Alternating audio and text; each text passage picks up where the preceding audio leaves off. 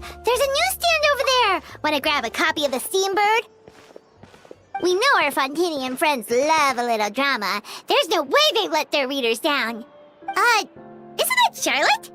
And standing next to her, surely that can't be... Kaniche? How about... Lost treasure resurfaces at last. Behold the beauty of the Remurian teacup.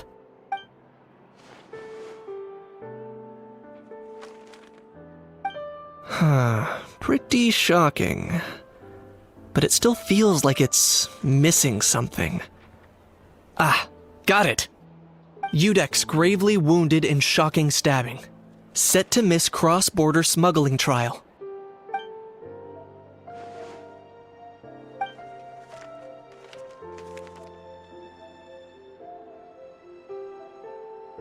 Huh?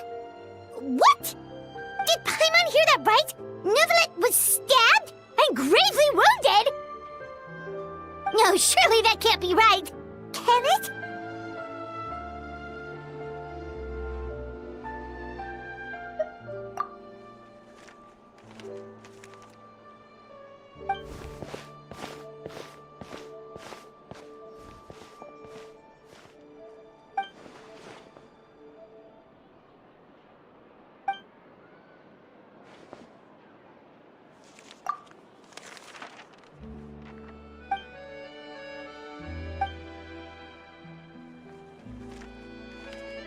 Hey there, you two.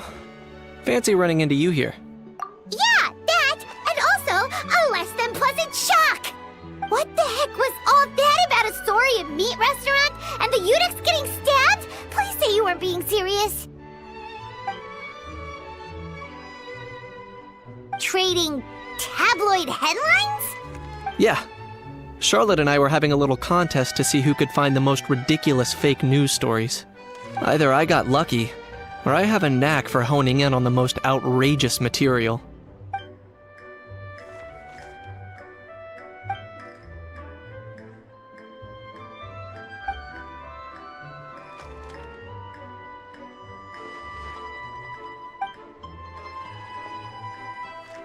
If I had to quantify it, I'd say about 1% of what they write is the truth. Huh? Him? Lenient? Oh, you gotta be kidding! Ah! Don't get me wrong. I'm not trying to give credit to these so-called news stories for occasionally including a grain of truth. All I'm saying is, even the wildest leaps of the human imagination are always rooted in reality. You mean all those fake headlines you mentioned actually do have some basis in fact? Sure they do.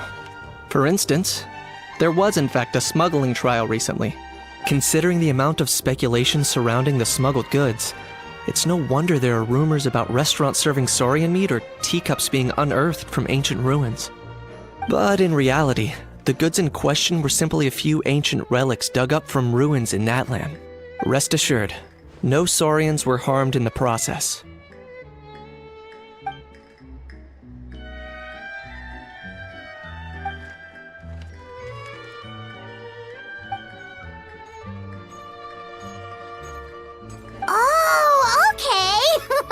Paimon was so busy freaking out about those headlines that she totally forgot to ask why you're here in Fontaine, Kaniche.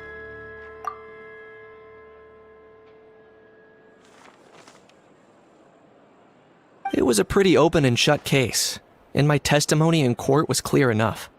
But I'm guessing, Mademoiselle Charlotte, that you're less interested in the case than you are in trying to uncover some news stories about Natlan.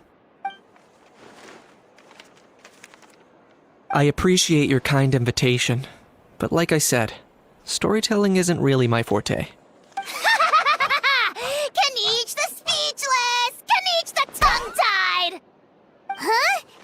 If you're dead set on doing an interview, why not talk to the Traveler instead?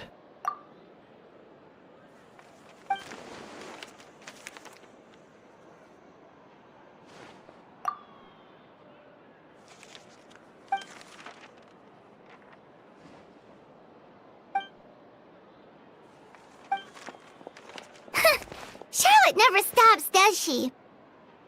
Anyway, Paimon just has to ask. That ow thing that popped out before, Or was it a how? It kind of looked like a how, but at the same time... Oh, that thing. Yeah, that was a how. Huh? What's up with him?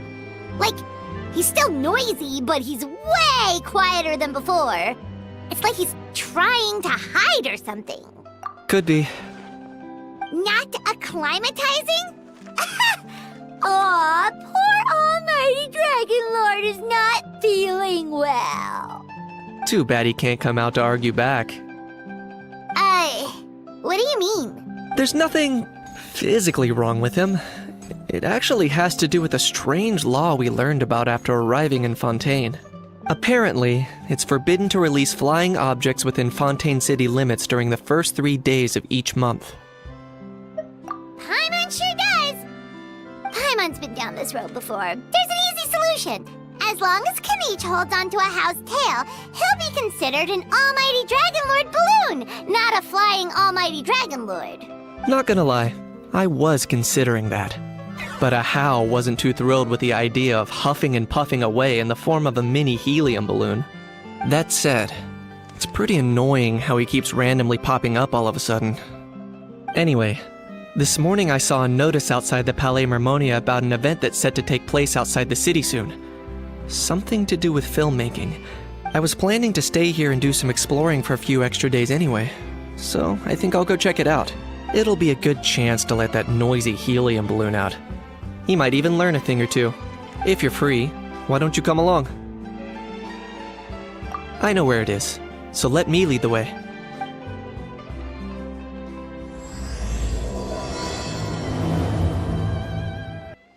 Looks like I remembered correctly. Here we are. Wow, this is awesome! Hard to believe it was just an empty beach before. Yeah. It was still completely deserted only a few days ago when I passed by on my way to testify at the Opera House. There must be some efficient workers in Fontaine. Quite impressive. A few days? One night was all it took. Rap-a-tap-tap, ta-da! But is this all it takes to blow people away? Oh, no. Given my past experience, I can't let myself get carried away. Well, I can't believe you actually remember me. It's me, Lepine Pauline. That's right, the unlucky one. Of course! How else would we have managed to build Fantasyland in a single night? Fantasyland? At least that's how I like to think of it myself. A magical land of fantasy, the stuff of film buffs' dreams. I know it sounds like I'm laying it on thick, but that really is the goal here. As you can see, the theme of this amusement park is Fontainian filmmaking, a place for all film lovers to come together and co-construct a world of dreams. Co-construct? Well, that's a relief. Sounds like you're sharing the cost this time rather than pouring your entire life savings into a single project. Nope! I might be inviting others to help fund this, but that doesn't mean I haven't thrown all my life savings into it too! Huh? You've got to be kidding. Ha! Look at you, puny little humans. Recklessly betting your entire future against some stupid vanity project. If you're expecting even an ounce of sympathy from the Almighty Dragon Lord, dream on! Mockery is all you shall get, straight from the heart! Sorry, just ignore that little gizmoid. He likes to butt in occasionally. Do go on. Gizmoid? Who you calling Gizmoid? You're the Gizmoid! Wow! That's quite a nifty mecha you've got yourself there. Is it some sort of smart personal assistant? You ought to let Miss Charlotte see your cool gadget. Oh, who knows? Maybe you could even look into mass production! Mass production? Ugh, insolent, vulgar, and disrespectful! I, the Almighty Dragon Lord, am one of a kind! There has never been another like me, nor will there ever be! And another thing, smart is the understatement of the century! I shall have you know that I am Kahulahau, forebear of ancient wisdom! I lived for eons long before any of you were born! What? Heavens above! I beg your pardon, forebear of ancient wisdom. Please, I meant no offense.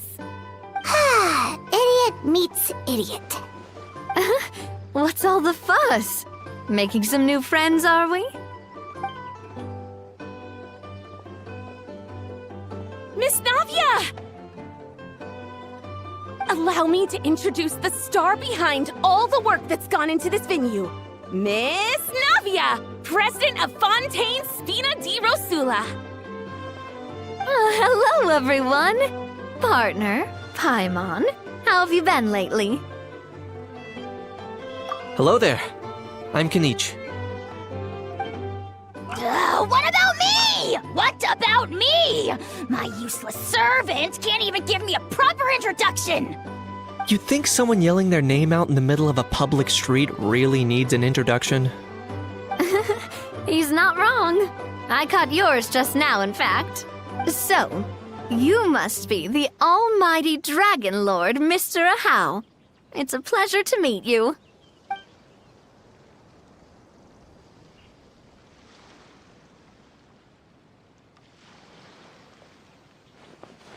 Oh, see that? That's what I call proper manners. Well, it's not every day you meet a well-mannered human. Navia, was it? Excellent. You may address the almighty Dragon Lord by his name.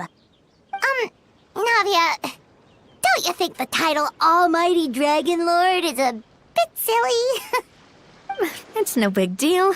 All little animals do that, don't they? I mean, try to puff themselves up to look more impressive. Anyway, it's all thanks to Miss Navia and the Spina di Rosula that Fantasyland's gotten up and running in the space of a single night. Honestly, thank heavens! After all that paperwork and endless waiting, the event and venue finally got the green light. I couldn't wait a moment longer. The second the approval came through, I reached out to President Navia, hoping she could lend a hand. After all, who else but the Spina di Rosula would indulge such impulsive demands? Sorry, traveler. Miss Lapine Pauline sometimes gets a bit overwhelmed by her own excitement. As I'm guessing she hasn't gone into much detail about the event yet. So let me fill you in. In short, the Cheval Moran Film Fantasyland is a fan convention that's open to film enthusiasts from all over Teyvat. Miss Lapine Pauline is hosting this event and also providing technical support. Huh? Cheval Moran? That's right! The one and only Surintendant Cheval Moran! After much persistence and many solicitations, I finally obtained Lady Farina's permission to use the image of her close friend. Not only is our adorable mascot drawing in fans by the minute, but she's also boosting her own popularity. And that was always the goal! A win-win arrangement. It's been a while since we last met, but still, it's a surprise to hear Lapine Pauline coming out with such sensible ideas. By the way, Miss Lapine Pauline, have you decided to switch careers and go into film tech? Not exactly. By chance, one of the prototype lenses I developed caught a photographer's eye, and it's now being used for the latest cinematic productions. Thanks to this unexpected opportunity, I've had the chance to invent various film-related equipment and props. That's right. So don't underestimate Miss Lapine Pauline, our resident engineer. She's the technical powerhouse at the core of this entire event. As for the Spina di Rosula, we're mainly here to take care of planning, operations, and management. For anyone feeling inspired to set up a booth, Miss Lapine Pauline and I will provide the necessary technical and operational support once their application has been approved. By the way, traveler, are you at all interested in taking part? It would be a chance for you to earn some extra income. Plus, with your skills, I'm sure you could bring something special to the table. Paimon would be even more tempted if you were to, say, throw in one of those fancy feasts she's seen in those gourmet food reels. Well, as it happens, that'll be a piece of cake. Everyone needs to eat, whether they be tourists or the stall owners themselves. So thanks to Miss Navia's help, we've managed to invite none other than the celebrity chef, Miss Escoffier, to run our theme restaurant. Look over there! You! Yes, you! For the last time, the ingredients have to be in the right ratio! Get it right next time, or you might as well just lie down on the chopping board yourself. She seems a bit busy right now. Well, I'm sold. I think I'll make a Hao go be her assistant. You little... What's your game here? Demoiselle, sorry to bother you, but there's an issue over here that requires your personal attention. Apologies. Looks like it's back to work with me. Please feel free to take a gander at what we've got. Anyway, if you're interested in taking part, come find me later.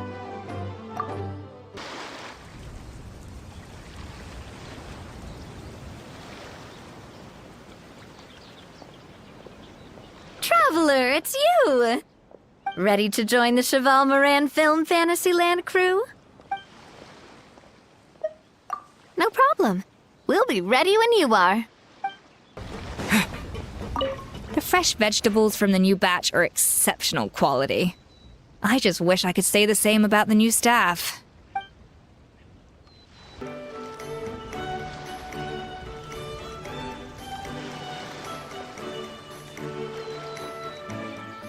Traveler, ready to join the Cheval Moran Film Fantasyland? It's time, dear partner in Paimon, for us to turn our attention to the Cheval Moran Film Fantasyland. As I mentioned, the park was started up by enthusiasts who brought in the Spina di Rosula to handle the planning, construction, and operations. Of course, enthusiasts aren't typically all-around experts. They usually stick to designing the event booths. We, for our part, handle long-term operations and develop standardized strategy guides for the different activities. Long-term operations? Strategy? It all sounds so complicated. We spend most of our time adventuring and we barely have any experience running a stall. Do you think we can handle this? That's more like it. You've seen it all before, haven't you, partner? I'd even go as far as to say you've shaped some of Tevat's biggest business ventures. Anyway, first things first. Let's get an overview of how the whole festival's gonna be run.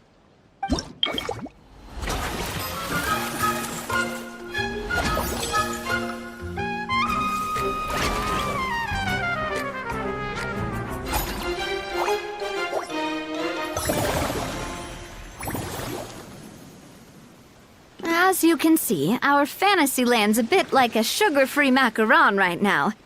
The Spina's only been able to hire a limited number of craftsmen. Besides, we don't have enough experience to handle multiple projects simultaneously. That's why I chose to adopt a time slot-based planning method, so we can focus on specific tasks during each designated period. Upgrading facilities, expanding the venue, hiring staff. All of this requires funds and time slots to accomplish. So, it's our job to allocate precious time slots in each business cycle to the most worthwhile tasks. As we attract more guests and earn money to add to our funds, we'll also be able to work more efficiently, which will allow us to divide each cycle into finer time slots, which will let us get more done. So we'll be limited in the decisions we can make and tasks we can focus on within each time period. Which means we have to use our limited actions and Mora to earn even more Mora. Kinda like playing chess or cards then. Cooking up a strategy in advance is gonna be key. Paimon thinks she just about gets it.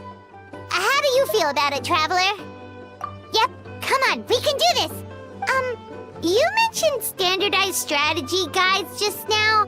Does that mean there are non-standard ways to take part too? Of course. Film and entertainment mean different things to different people, and there's gonna be a wide range of exciting activities for people to try out. If we're not careful, some visitors might wander off and end up getting in trouble, and others might pick up dangerous props by mistake. To avoid confusion, we need to create a standardized strategy guide for each activity. Just think of it like a walkthrough. Wow, If we're the first ones to test out the activities, who knows what surprises there could be waiting for us? But if we hit a tough spot, we'll just have to rely on our skills to carry us through. Hopefully it goes without saying that I'd never put you in danger, partner. I carefully checked all the existing activities before you arrived, and I can assure you that they're all perfectly safe. I also wanted you to experience the activities before anyone else gets to. It'll be fun. Plus, we'd like to hear your thoughts and suggestions. Oh, those are two things Navia is best at! Making people feel safe and having fun! Great! Well, I can't wait to hear what you think. Your input is super important to us. All right, then. Let's start with eclectic escapades and put our first guide together.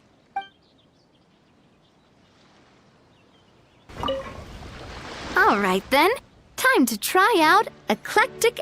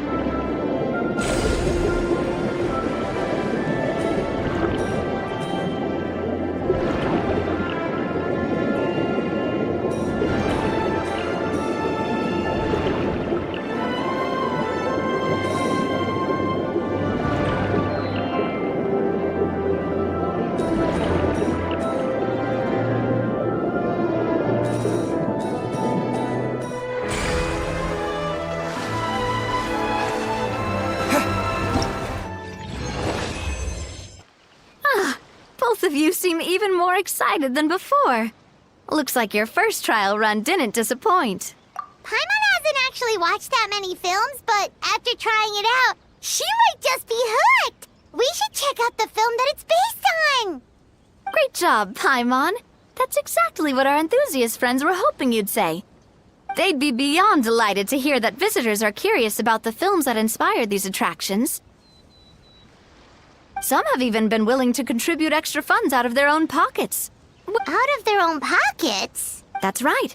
While the Spina di Rosula covers the cost of basic booth materials and rental fees, many fans have personally funded promotional materials and related merchandise. The cost of the booth itself isn't their main expense. Some of them have already started designing spin-off products inspired by film characters. Take our official mascot, Surintendant Chevalmoran, for instance. She won second place in the last most popular character poll for the comic film category, and was even dubbed the pinnacle of round bouncy cuteness. Many people have expressed interest in designing cushions based on her image, using the highest quality fabrics and hiring the most skilled artisans to mass produce them. These cushions will officially go on sale at the next convention alongside lots of similar products. Don't worry. As Surintendant Chevalmoran's guardian and official image rights agent, Farina's already getting 60% of the sales revenue. After all, the fans are doing this voluntarily, not for profit, but to promote Surintendant Chevalmoran's adorable image. The more Mora ends up in Farina's purse, the better Surintendant Chevalmoran's meals will be. And who wouldn't be happy to hear that? Oh, Paimon likes the sound of that! Everyone working hard for something they all love without worrying about profit! Still, we can't just ignore Mora completely. Whether it's fan creations or official commercial projects, some level of financial balance is still necessary. The same logic applies to the Chevalmoran Film Fantasyland taken as a whole. Once we finish the standardized strategy guides, our attractions can officially be open to the public. But we can't take personal charge of the ticketing process. There's plenty of work to do at the various booths, and the park itself is a work in progress. We'll need to assign dedicated employees to maintain and manage each attraction. There's a recruitment section on the park's bulletin board. We've received many applications, and each candidate has their strengths. Our job is to match the best candidates to each attraction based on, once assigned, the staff will keep the attractions running, ensuring a continuous revenue stream. Wait, so we've suddenly gone from being playtesters to heads of human resources? That's definitely a first for us. Just don't hold everyone up to your own standards, okay? You can't expect everyone else to be as capable as you. Alright, time to review some resumes. Fingers crossed we'll get some exceptional candidates. When reviewing resumes, pay attention to each applicant's area of expertise.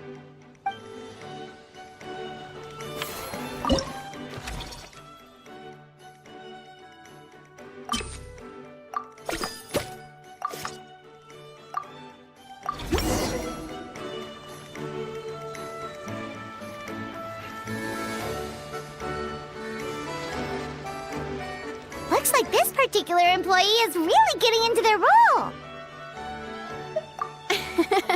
You're both doing great. You sound more like bosses than I do. In any case, with this, the Cheval Moran Film Fantasyland is now officially open. Running a theme park is a long-term project. You won't make much if you try and rush it. We're just about done with our current work setup, so let's take a short break and wait for this cycle's revenue report to come in. Greetings. Apologies if you overheard my harsh words just now, but I assure you it is entirely necessary. The sheer lack of standards here will be the death of me. Do you have any idea of the kind of customers I'm gonna get with how lax things are at the moment? The ones that leave their guns behind by accident, and then come back to collect them later bringing ammunition with them. Yeah, that's the kind of customer you wouldn't forget in a hurry. Oh. Wait, has that happened before? No, it's just the mention of guns reminded me. Someone did actually leave their gun nearby. Huh? Just before we started setting up, as we were cleaning up the site, someone stumbled upon a mysterious locked box. It didn't look like something from Fontaine, though. It had more of a Natlanese vibe. Oh? Do you think a foreign tourist might have left it behind? That's what I assumed at first. But the box was buried beneath a pile of wooden planks, rocks, and whatnot, so it seemed like someone deliberately hid it there. But I didn't see much point in speculating, so the best thing I could think of was to hand it over to the authorities. I trekked all the way over to the Palais Mermonia just to hand it in. Ugh, it was exhausting. What did the authorities make of it? Oh, they made a mountain out of a molehill, as usual. Before even addressing the question of what was actually inside the box, they had several heated discussions about whose responsibility it was to write the lost and found notice. Thankfully, the ever-reliable Officer Sedine stepped up and immediately called in the Marechaussee Phantom to crack the lock and check if there were any dangerous items inside. And, as it turned out, there was a gun. Wow, that's a dangerous item, all right. Mind if I ask what kind of gun it was? Oh yeah, Mr. Kanich, you're from Natlan, aren't you? Do you know a lot about guns? You could say it comes with the job. I have an interest in weaponry and the like. Ugh, such a spoiled brat. What, are the toys I gave you not good enough for you anymore? Yep, got sick of those long ago. You little... How dare you turn your nose up at my gifts? Why Time for a timeout, old-timer. Sorry, where were we? Oh yeah, do you recall what the gun looked like? It's a bit hard to describe. If you ask me, it didn't even really look like a gun. Give me a second. I'll knock out a quick sketch.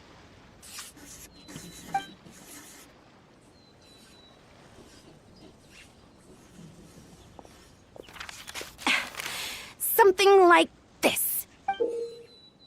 Whoa, it's so neat and precise. It's Nothing. Hmm. Sorry. Is something wrong with my drawing? I know it doesn't really look like a gun, but I assure you, this is exactly what it looked like. And it certainly could shoot as well, too. I confirmed that with the officer from the Marechaussee Phantom. No. Quite the opposite. The features are very accurate, and it is definitely from Natlan. Please, don't mind me. I'm just taking a moment to admire it.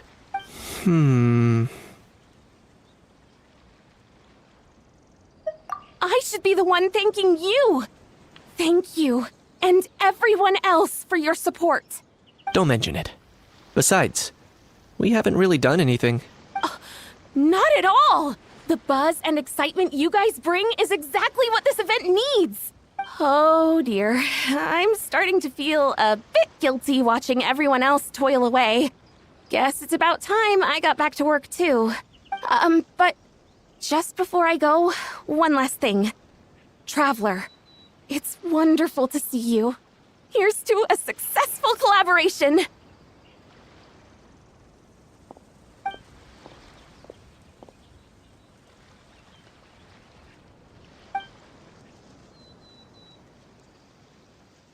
I'm sure you noticed that there was something unusual about that gun. Correct. It's most likely an old weapon dug up from some ancient dragon ruins. Based on my experience, it might be more accurate to refer to it as a hand cannon. But in Fontaine terms, it's not wrong to call it a gun.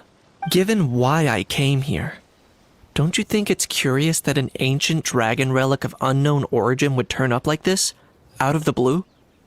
I suspect time is of the essence, so I'd like to head over to the Palais Mermonia to verify my suspicions. Perfect. Then we can head out right away. Or, if you want to catch up with your friends first, I can wait.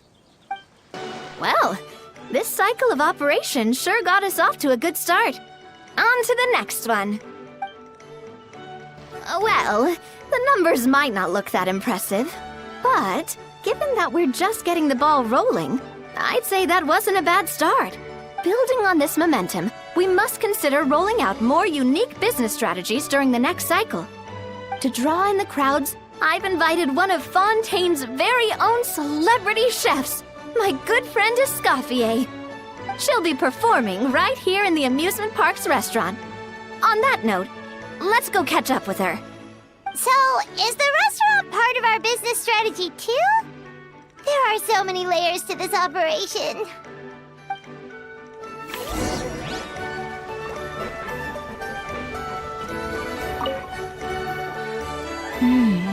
The restaurant is up to standard, and the waterside location will make for a unique dining experience.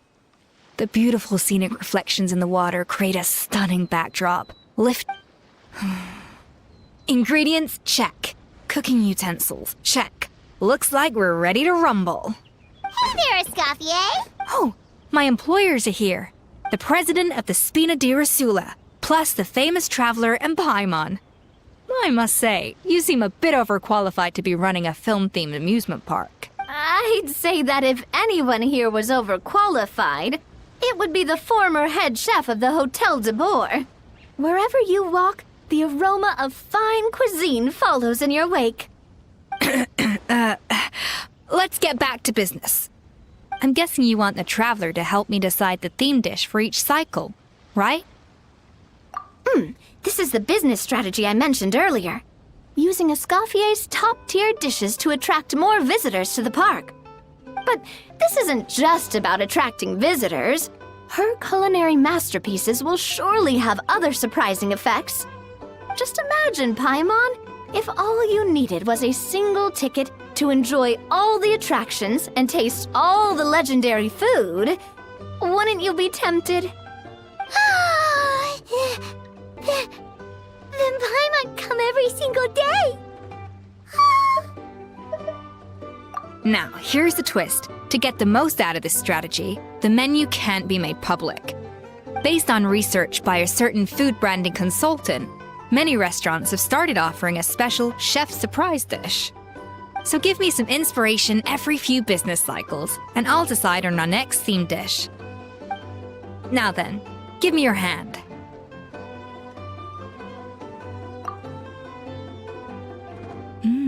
a warm and energetic feel. Your hands are calloused from wielding your sword, but still quite delicate. When you grasp its hilt, it's like you're holding the bow of a violin. A sword, then. The theme this time shall be strength. Alright, let's find out what strength looks like in gastronomical form.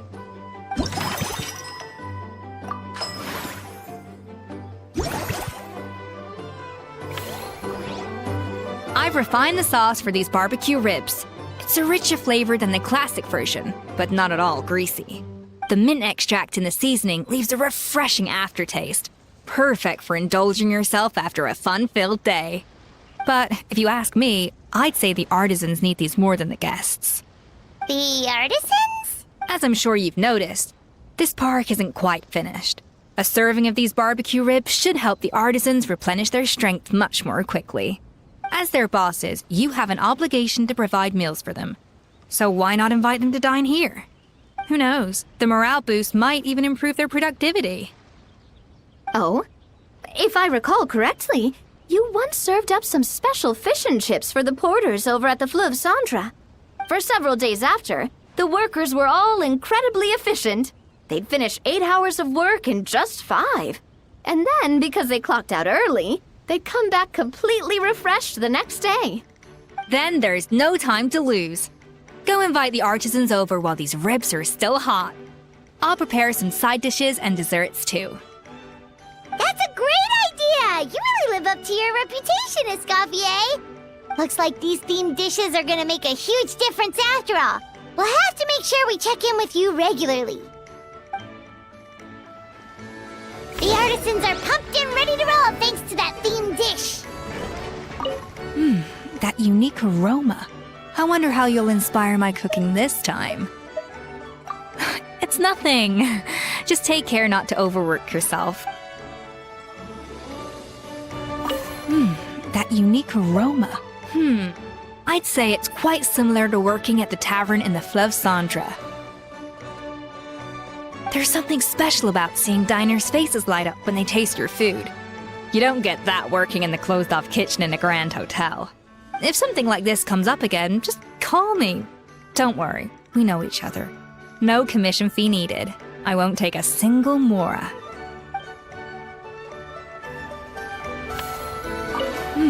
That unique aroma. Alright then, I'll just go with the flow. It's about time for a fresh new flavor.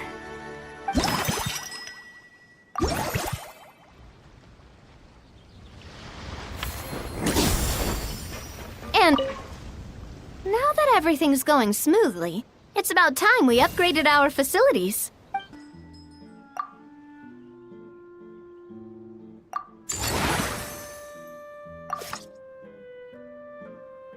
We should be able to attract more customers by upgrading the stall, don't you think?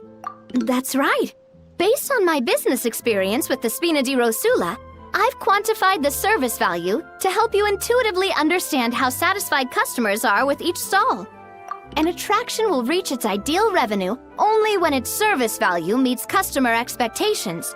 As we improve and expand our facilities, expectations will also increase accordingly. When that happens, we can deploy more capable employees or invest funds in training to enhance our employees' skills.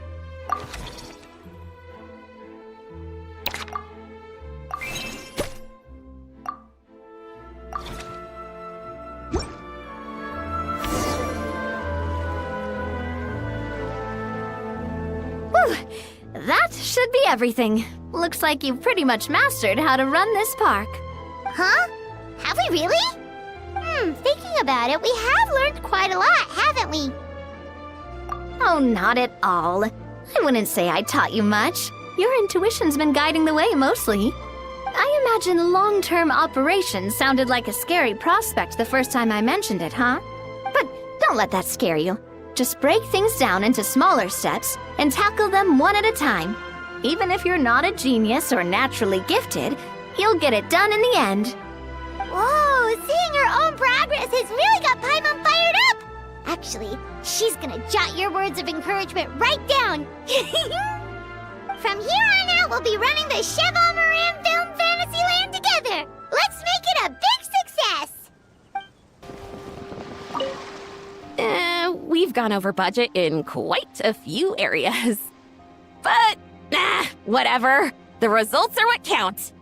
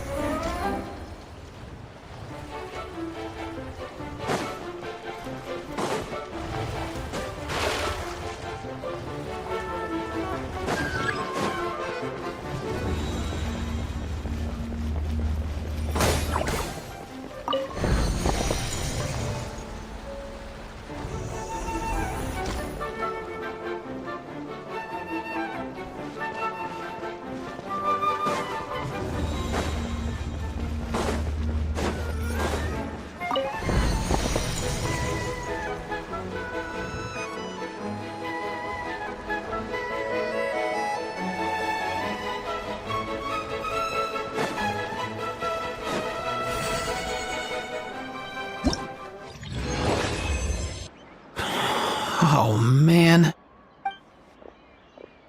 Bro! Are you mimicking me? No, I mean, one of our buddies is here, for real. Quite a few of them, actually. Aurora and Aoife, what brings you to Fontaine? Huh? How come you're... Ah, I'm guessing Kaniche is here because of that international smuggling case, right? I've heard quite a bit about that. Word sure gets around quickly, huh? First time abroad and you're already making headlines. Oh, stop it. It's not like I was the center of attention. Wasn't expecting to see the Traveler and Paimon here too, though. Come on, Aoife. Huh? A traveler, by definition, is someone who travels around. Fair point. Anyway, back on topic. Wait a second. I lost my train of thought. What were we talking about again? Why, you're all here, of course. For vegetables. Forkakuku. Huh? I'll go first. It's for the Chevrolamine Film Fantasyland. Wait, is that right? It's Cheval Moran. Ah, right. I keep stumbling over that one. Guess I owe Cheval Moran an apology, even if she's not here. Anyway, long story short, the festival restaurant urgently needed fresh vegetables from Natlan, which is why Aoife and I are here. So, you guys are vegetable couriers? He is. I'm just here as a responsible adult. It's his first time traveling so far away from home, and all the elders in his tribe were worried. So they had me come along. Even though it's your first time too. Right, but they still picked me to accompany you. You gotta wonder why that might be. Don't you get it? They all just saw how overworked you were, so they used it as an excuse to send you off on a vacation. Wait, what? So I'm getting the grandson treatment now too? See, doesn't matter how much older you are than this dude. Hang out with him long enough, and you'll eventually find yourself being treated like a kid. Meaning everyone looks after you. What's... In theory, nothing at all. In that case, guess I better start over. Hi guys, my name's Aoife, and I just turned 5. Paimon's not sure who the responsible adult is anymore. So, what about Kakuku? If he was here, we'd be making more of a ruckus than we already are. That's exactly what's got me worried. Aoife, there's nothing to worry about. You're a big boy. You can handle yourself now even without Kakuku. You think that's what I'm worried about? Anyway, my priority right now is Kakuku. Suffice it to say, Kakuku's in big doo-doo. How so? He's so small, and all he knows are a few harmless phrases. What kind of trouble could he even get himself into? Let me guess. Did he get caught out by the law on flying objects? Bro, you too? Not me. How? Oh, that pesky little chatterbox. So that's why he hasn't interrupted us this whole time. Guess he's too scared to show his face. That, plus he's already spouted enough nonsense for one day. So I've put him on mute until tomorrow. Nice one. If I was even half as decisive as you are, I would have kept a closer hold on Kakuku so he didn't get a chance to go flying off. Oh no, bro. Or rather, did Kakuku get caught by the guards for flying around? If they had managed that, we'd at least be able to track him down. But when the guards started chasing him, Kakuku flew into that building next door. I wouldn't be surprised if there was a high-stakes pursuit going down in there as we speak. Just like one of those cool crime movies. Which building? That one? Yup, that's the one. Kakuku sure has a good eye for a getaway. It's the tallest building around. I may be able to fly up pretty high, but checking every last window would still take quite a while. As for Aoife, well, let's just say he's not flying anywhere without a Saurian. Not like it's my fault, though. You don't have to apologize on my behalf. Wait a sec. What's this got to do with how high you can fly? Kakuku's got himself into a real mess here, like a panicked animal running straight into a trap. It's pretty worrying. I'm starting to picture him flapping through a barrage of gunfire while important documents are flying about left, right, and center. Heck yeah! If anyone can pull it off, it's Kakuku. He's always been such an awesome Saurus. I believe in him. For real now? Do you even hear yourself, bro? Of course I'm for real. I'd never make light of something like that. All right. Everyone's an awesome Saurus. Well, the human version.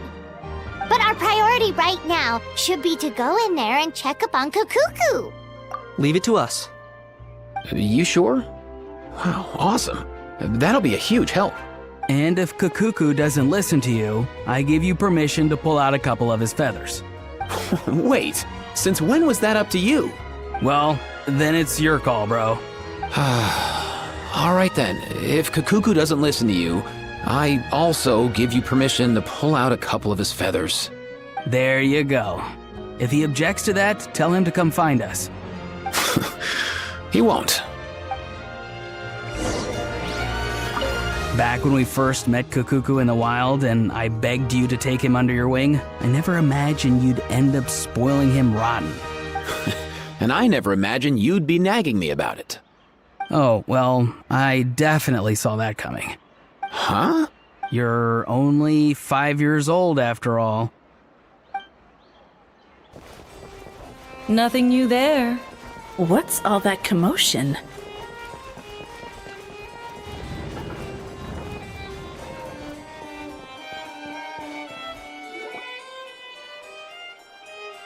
No way, bro!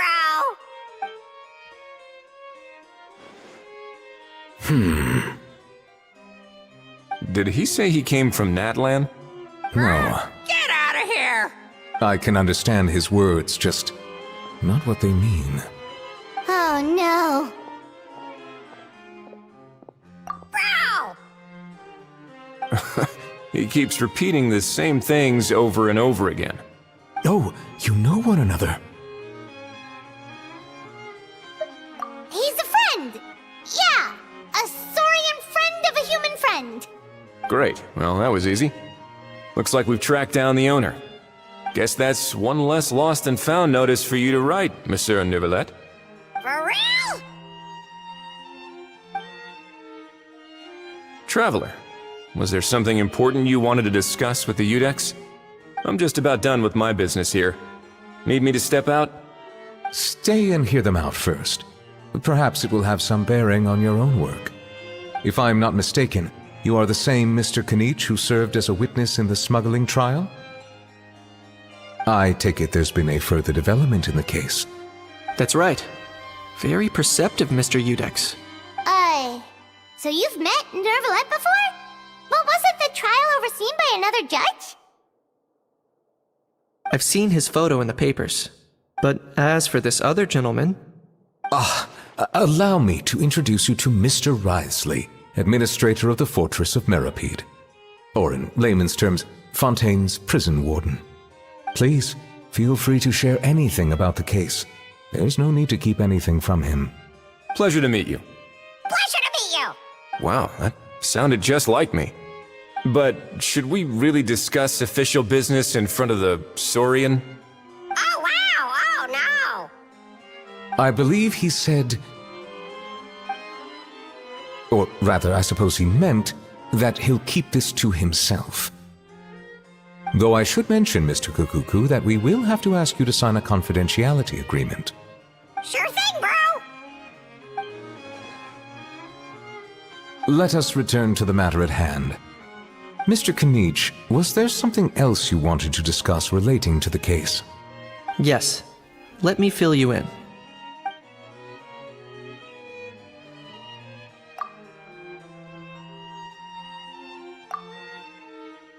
Wow! It really is exactly like Lapine Pauline's sketch! That must be all that practice drawing engineering blueprints, huh?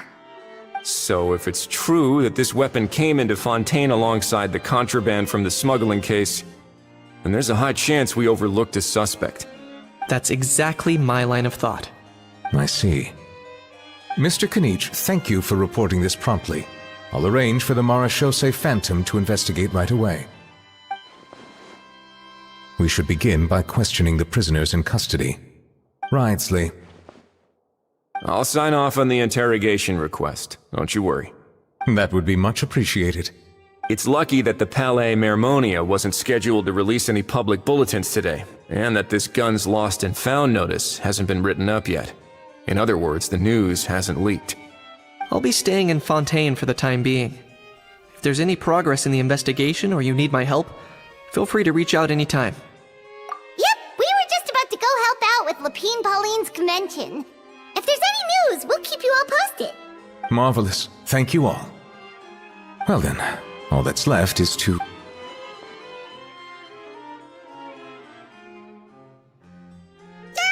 You miss me, bro? He really does come out with the most unexpected things. Who did he learn it all from? Huh. Well, it's pretty extraordinary. Anyway, according to due process, we must first determine whether Mr. Kukuku qualifies as a flying object. And, following on from our conversation just now, he also needs to sign a confidentiality agreement. Drafting said agreement may take some time. Looks like you'll be staying with us for a while then, Kukuku. Excited?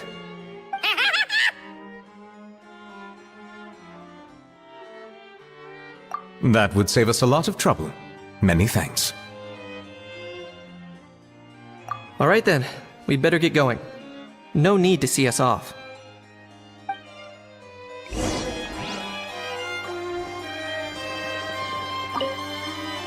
I know you mentioned a while back that people from Nadland would soon start showing up all over the world. But I had... It seems no matter where they come from, all dragons are inquisitive by nature. You can say that again, bro! The same might well be said for humankind. The real reason you chose to stay to investigate this case was your curiosity about Natlan and Mr. Kukuku, was it not? Guilty as charged. Nothing gets past you. So, how about we take this opportunity to chat a little more? We've got the world's best translator on hand, after all. Sure thing, bro!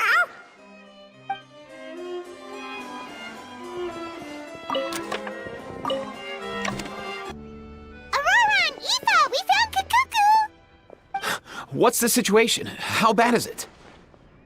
Oh no. When I saw that Kukuku wasn't with you, I'd already prepared myself for the worst. Relax, Aoife. Maybe Kakuku just prefers high-rise living now. Sometimes you just have to let the kids grow up and make their own choices in life. For real now? Do you even hear yourself, bro? It's not that bad. Kakuku's fine. Still very much alive and kicking for starters. He hasn't been arrested either, so no jail time. See? You're not exactly reassuring me here. As for the bad news, well, it's really not that bad. Kakuku accidentally overheard some top secret stuff, so he has to stay at the Palais Mermonia for a while to sign a confidentiality agreement. But there's no need to worry. The person in charge of looking after Kakuku is super nice, so he'll be absolutely fine. All right. That doesn't sound too bad after all. Wow, hearing that's put my mind to rest. But based on my understanding of how things work here, the ban on flying objects should be over by the time Kakuku actually gets out.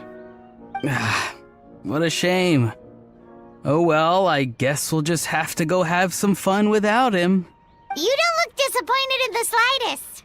Anyway, Auroron and I will be staying in guest rooms upstairs at the Hotel de Boer for the time being. Feel free to drop by if you need us. Yay! Problem solved! All right, let's catch up another day.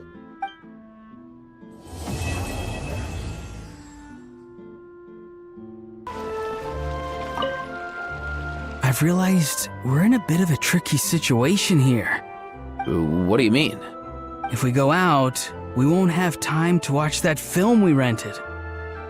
But if we stay in and watch the film, we won't have time to go out. Oh, you realized it too? Yeah, well, pretty smart for a 5-year-old.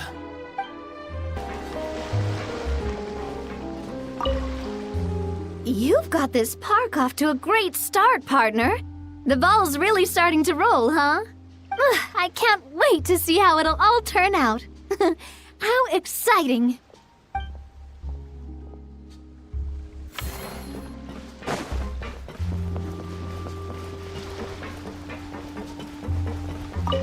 It's all your fault! All your fault! Your fault, your fault, your fault! Stop yelling and get to the point. If you hadn't kept me locked away, I could have asked that judge to step in for me! He'd have backed me up for sure, and then we'd have kicked your sorry little butt! For real now? Do you even hear yourself? You'd better focus on outsmarting Kakuku first. It's been a few days. Ban on flying objects should be over by now. Let's head over to the Palais Mermonia to see how Kakuku's doing.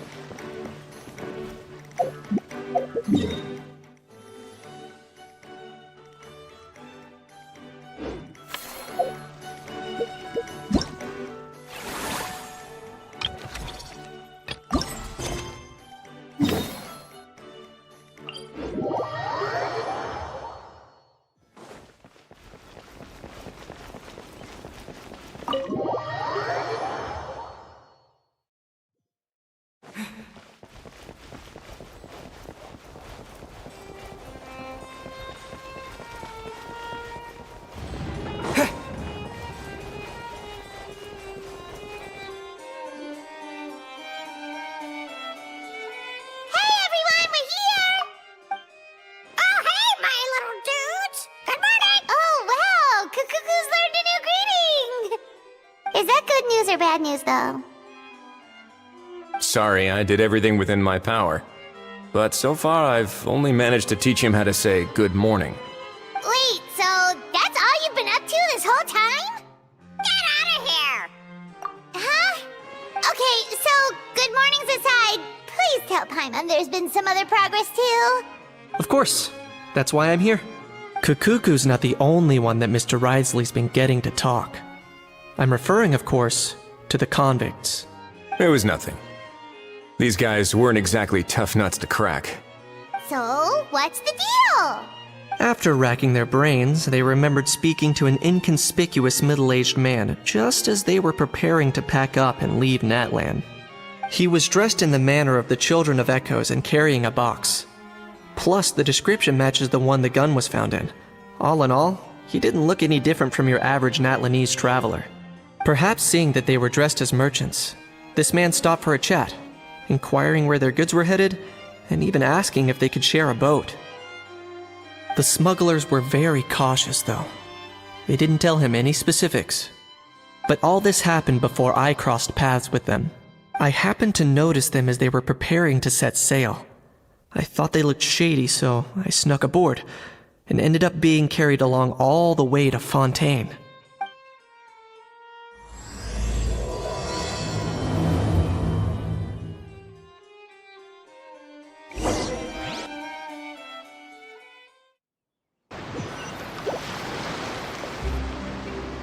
Boss, do we know if those Fontainians will even like this stuff? What if we can't shift it? And that's why we call you a rookie. It's all supply and demand, kid. Supply and demand. Natlan's foreign trade is just starting to lift off. There'll be a market for it, you'll see. That's right. So stop giving the boss trouble, rookie. Just do your job and keep an eye on the goods. Are they merchants? Have they come to Fontaine to do business? Scarred face. Calloused hands. On closer inspection, the fabric looks worn at the knees and elbows, and his fingernails are dirty. Not exactly your typical merchant. Could he have previously been a warrior? Or even an adventurer? Something feels off.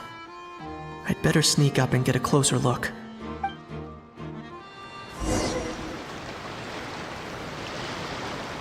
Nice thinking, boss.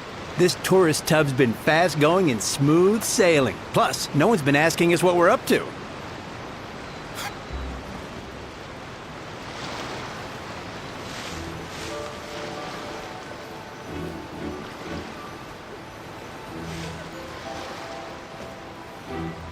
If we ended up damaged... Seriously? But there's hardly anything here. Would it really have taken them months to prepare? And why would they need to transport it with such care? Could they be secretly smuggling precious items out of Natlan?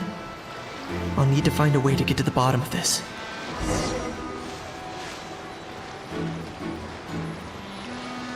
Let's go hear what these criminals have to say for themselves. Sure enough, there are relics inside the box. What was that sound?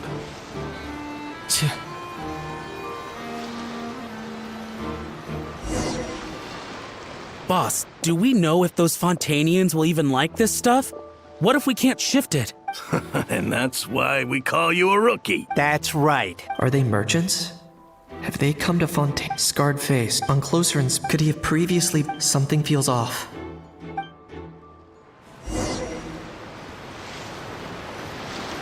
Nice thinking, boss. This tourist tub's been fast-going and smooth sailing. Plus, no one's been asking us what we're up to. That goes without saying. Big cargo ship would have been too slow, whereas the smaller ones would have been faster but way too bumpy. If we ended up damaging the goods by accident, all these months spent grafting away would have gone up in smoke. Seriously? But there's hardly anything here. Would it really have taken them months to prepare? And why would they need to transport it with such care? Could they be secretly smuggling precious items out of Natlan? I'll need to find a way to get to the bottom of this.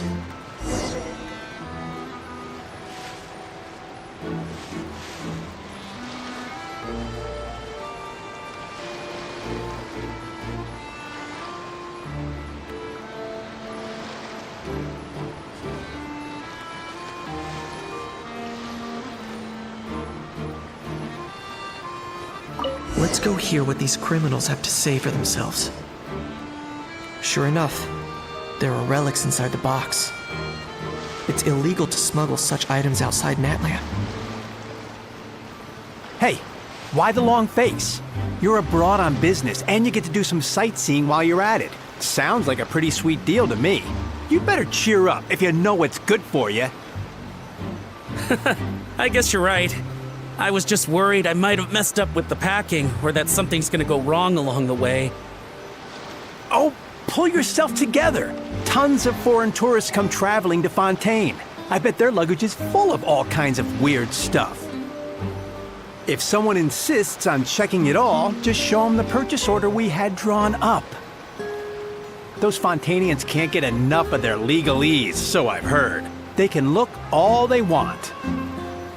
Aha. So their aim is to smuggle in contraband after all. Looks like I've gathered enough intel about the smugglers and their contraband. Time to inform port security.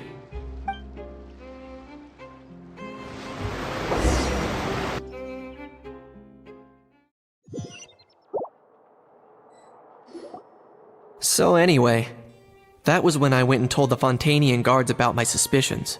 After an investigation and a chase, they finally apprehended them and sent them on their way. Well, guess they're headed exactly where they should be. Thanks. Based on your recollections just now, I was completely focused on those smugglers at the time, so I wasn't really paying attention to other passersby. Yeah, Kanish, you did great! in other words, the person who brought the gun here, the one who lost it, has no connection to the smugglers whatsoever. They were working entirely on their own. Oh dear, oh dear! Sounds like Mr. Kakuku wants to chime in? He said this elusive individual's actions are positively mystifying. It's a good observation, I quite agree. However, we still know next to nothing about the person. Perhaps we should start by focusing on the lost item itself.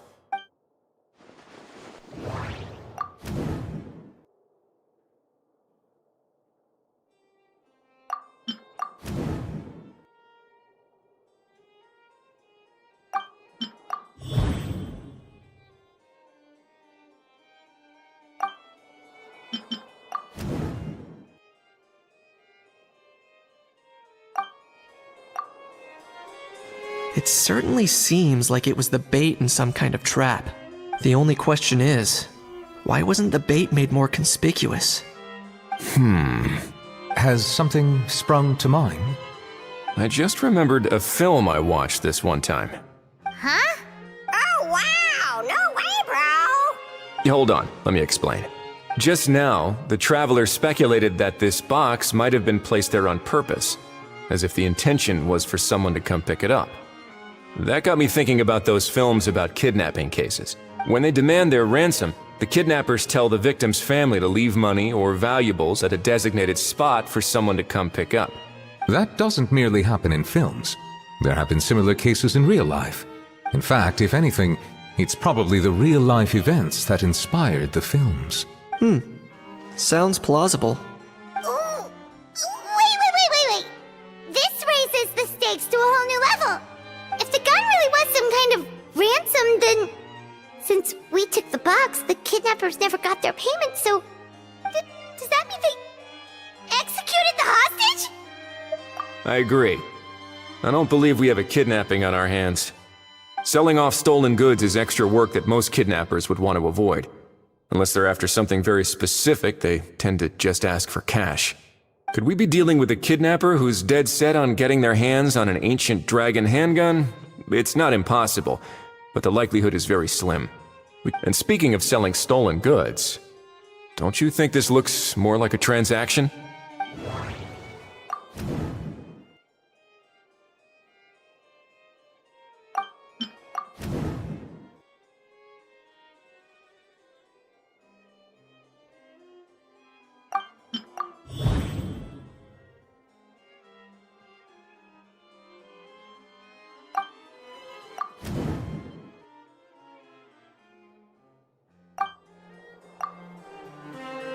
So, bottom line, this was an individual smuggler at work. Exactly. And it was the location itself that caused the deal to fall through. The last thing they would have expected was for a quiet beach to turn into a bustling film convention overnight. Not only is the area now packed with tourists, but the Spina di Rosula have a presence there. I'll bet that both parties were completely caught off guard. That sounds like a plausible theory, but how do we verify it? Looks like your people better start rolling up their sleeves. How so? Easy. Just follow the usual procedure by putting up a lost and found notice. The more routine we make it seem, the more likely the suspect will come forward to claim it. Even if they send a proxy, we're liable to get our hands on new leads. And timing-wise, It's about time we updated the bulletin board anyway. All we need now is a lucky gestionnaire to write up the notice for us post-haste. Ah, so that's what you meant by rolling up their sleeves. In that case, I may as well write it myself. Delegating this to someone else would require an additional explanation. Or are you just not used to asking others to work overtime? Is that really a major concern here? Well, looks like I won't be needed around here. At least until the notice has been posted. You could always wait here if you like. The Palais Mermonia serves a particularly fine cup of tea if that swings it for you. Thanks, but no thanks. I left a very noisy creature with a friend before heading out, so I should probably get back to feed it. Ah, I wasn't aware that you had a pet, Mr. Kanich. Speaking of pets... Get out of here! Yep, that's the plan. I believe that what Wriothesley is trying to say is, you are free to leave, Mr. Kukuku. Furthermore, it has been determined that Mr. Kukuku should not, in fact, be classified as a flying object. As such, he shall be free to move around Fontaine whenever he so pleases. You're the best, bro! Oh, that really is good news! Travelers, should we bring Kukuku back to Aoife and Auroran? I shall leave him in your capable hands. Indeed.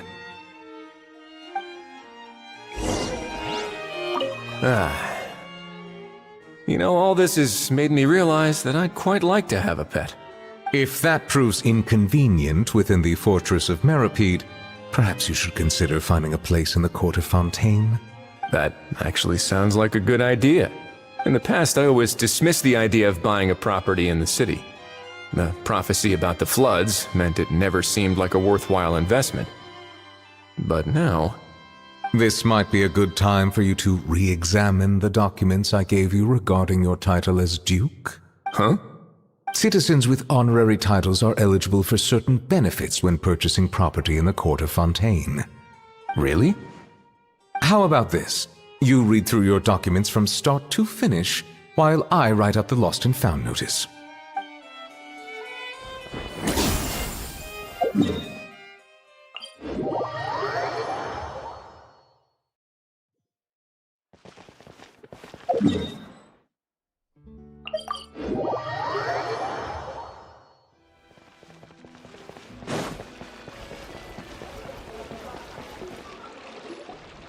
Ahau, What? What now?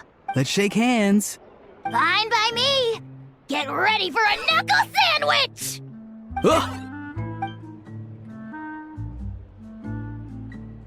Oh, nice dodge. Paimon feels strangely inclined to keep a safe distance. Did you miss me, bro? Cuckoo, you're free! Ugh, not you again. Nope, didn't miss you in the slightest. Hey, Gramps.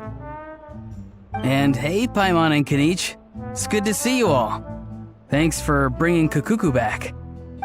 Get it away! Get it away from me! Nice to meet you, bro. Who are you calling bro? Say that again to my face! If you've got the energy to argue this much, you're clearly not hungry yet. Let's go find something to eat while Ahau lives his best life. Poor Ahau. He spent all day being tormented by Auroran, only to discover that the suffering's just begun. Aoife, as a Saurian vet, how can you just sit back and watch our little dragon bro suffer? Huh? How am I the bad guy? Even hear yourself? Doesn't anyone want to hear how Kukuku got out of jail?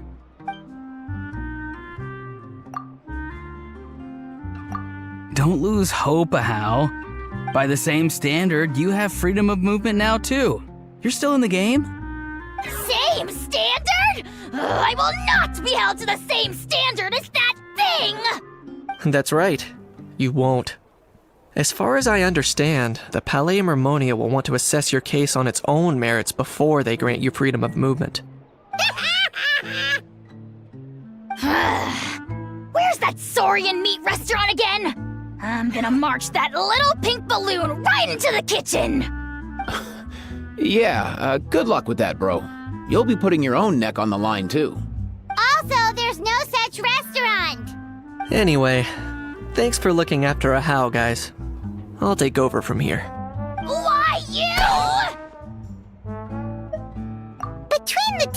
Kakuku wins the cuteness competition hands down. Really? Thanks! Wait, who are the other contestants, though?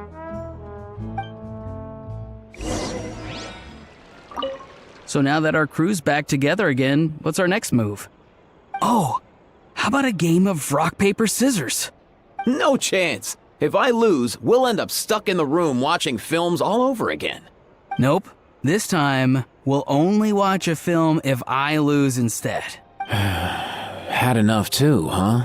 For real now? Come on, bro! Can we just ditch this whole leaving it all to chance thing? Aren't we doing that already? Rock, paper, scissors uses our hands.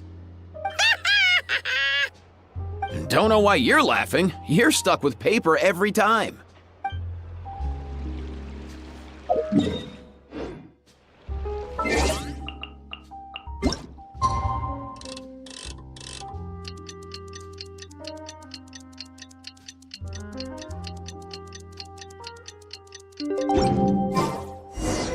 lost and found notice is up!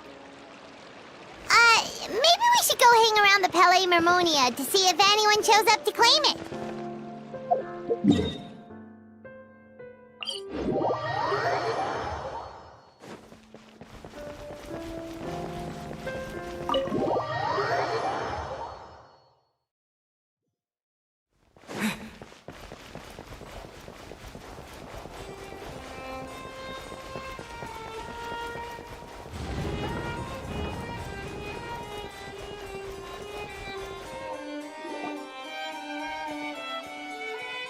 Huh, looks like there were quite a few others with the same idea.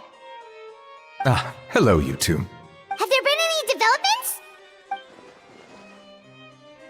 Okay, guess not.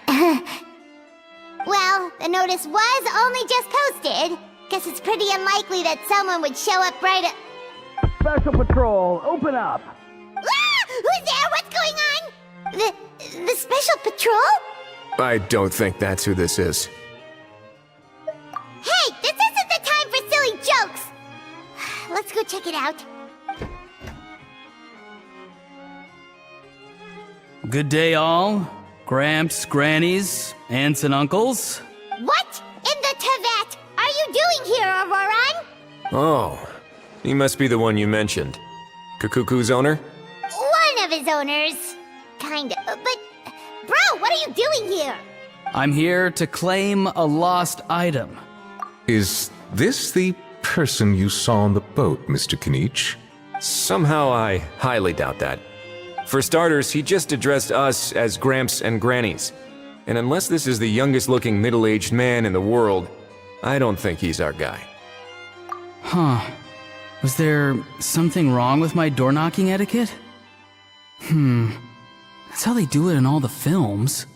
That's not door-knocking etiquette. That's the Special Security and Surveillance Patrol doing their job! Completely different things! Oh, I see. I figured it was just a polite way of requesting entry, to show the people inside you had something important to discuss. Oh, sorry about that. I totally goofed that one up. Give me a moment. I'll go back out and try again. So, Roran, you said you were here to claim a lost item. What did you lose? Yeah, so basically...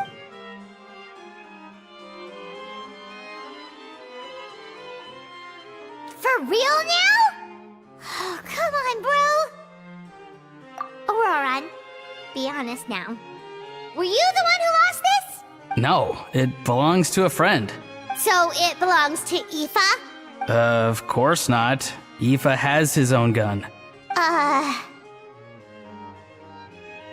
All right then. I knew this wouldn't go well. So here's what went down. This morning, Aoife and I were playing rock, paper, scissors. Before long, he'd lost, as he usually does. So we figured we'd head out and visit some of the Cour de Fontaine's famous landmarks. When we got near the plaza, a man suddenly stopped us to ask for help. He said that he had lost something and that someone had found it and sent it over to the Palais Mermonia. but apparently he used to work here and was worried it'd be awkward bumping into his old coworkers, so he asked us to pretend to be the owners and claim it on his behalf. You didn't manage to keep that pretense up for long. It's fine. I'm not the one who feels awkward anyway. So, a former employee of the Palais Mermonia. Was this individual a Fontaine native? Yes, at least I assume so. He looked like a well-dressed gentleman to me. We were about to refuse, but he was so polite. Could it have been a disguise? Oh no. Auroron, Paimon thinks you've been tricked. This person might be in cahoots with the bad guys. Oh, maybe he already took off and escaped as soon as your mission went pear-shaped. No way. I'm not that dumb. Huh? He's not going anywhere. Aoife and Kakuku are keeping an eye on him over at the plaza. Keeping an eye on him. I like the sound of that. In that case, let's hurry over to where Aoife is. Time to catch that con man and find out what's really going on here. Wait a minute, I have a question first. Traveler, Paimon, you're pretty famous in Natlan, right? Oh, we're basically household names. But why do you ask? Would that be a problem? Remember when I said that the seller might be watching in secret? If so, then picking Auroron to do their dirty work was a careless mistake on their part. It suggests that the person who got Auroron to claim the item might not be fully in the know themselves. There are plenty of unanswered questions, but standing around racking our brains won't help. However, I still suggest that the famous faces among us, meaning the Traveler and Kinich, oh, and of course, Monsieur Nivelette too, stay here for the time being. We'll empty the box, give it to Auroron, and then he can claim the item as if nothing happened. I'll follow to check if anyone is watching. I doubt anyone would recognize me anyway, so I shouldn't draw too much attention. I think this plan is worth a try. I shall leave it to the pair of you. So, I have to go undercover again, right? Well, not exactly undercover. Just drop the special patrol persona and be yourself instead. Roger that. Over and out.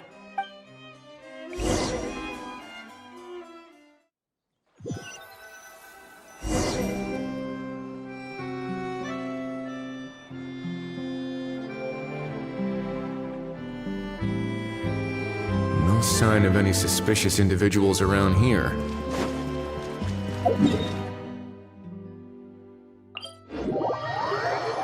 Auroron has entered the elevator as planned. I'll head over to the plaza now.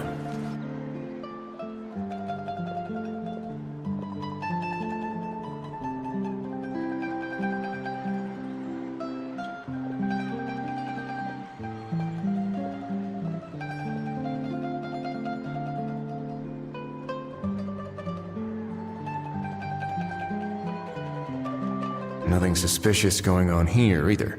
Strange. Maybe we're overthinking this? Oh dear! Oh dear! Stop with the pecking! Stop with the pecking! Please, sir, I'm begging you, do me a favor and get this pet of yours under control! The heck are you on about? Sorry, but he's not my pet. He's my coworker.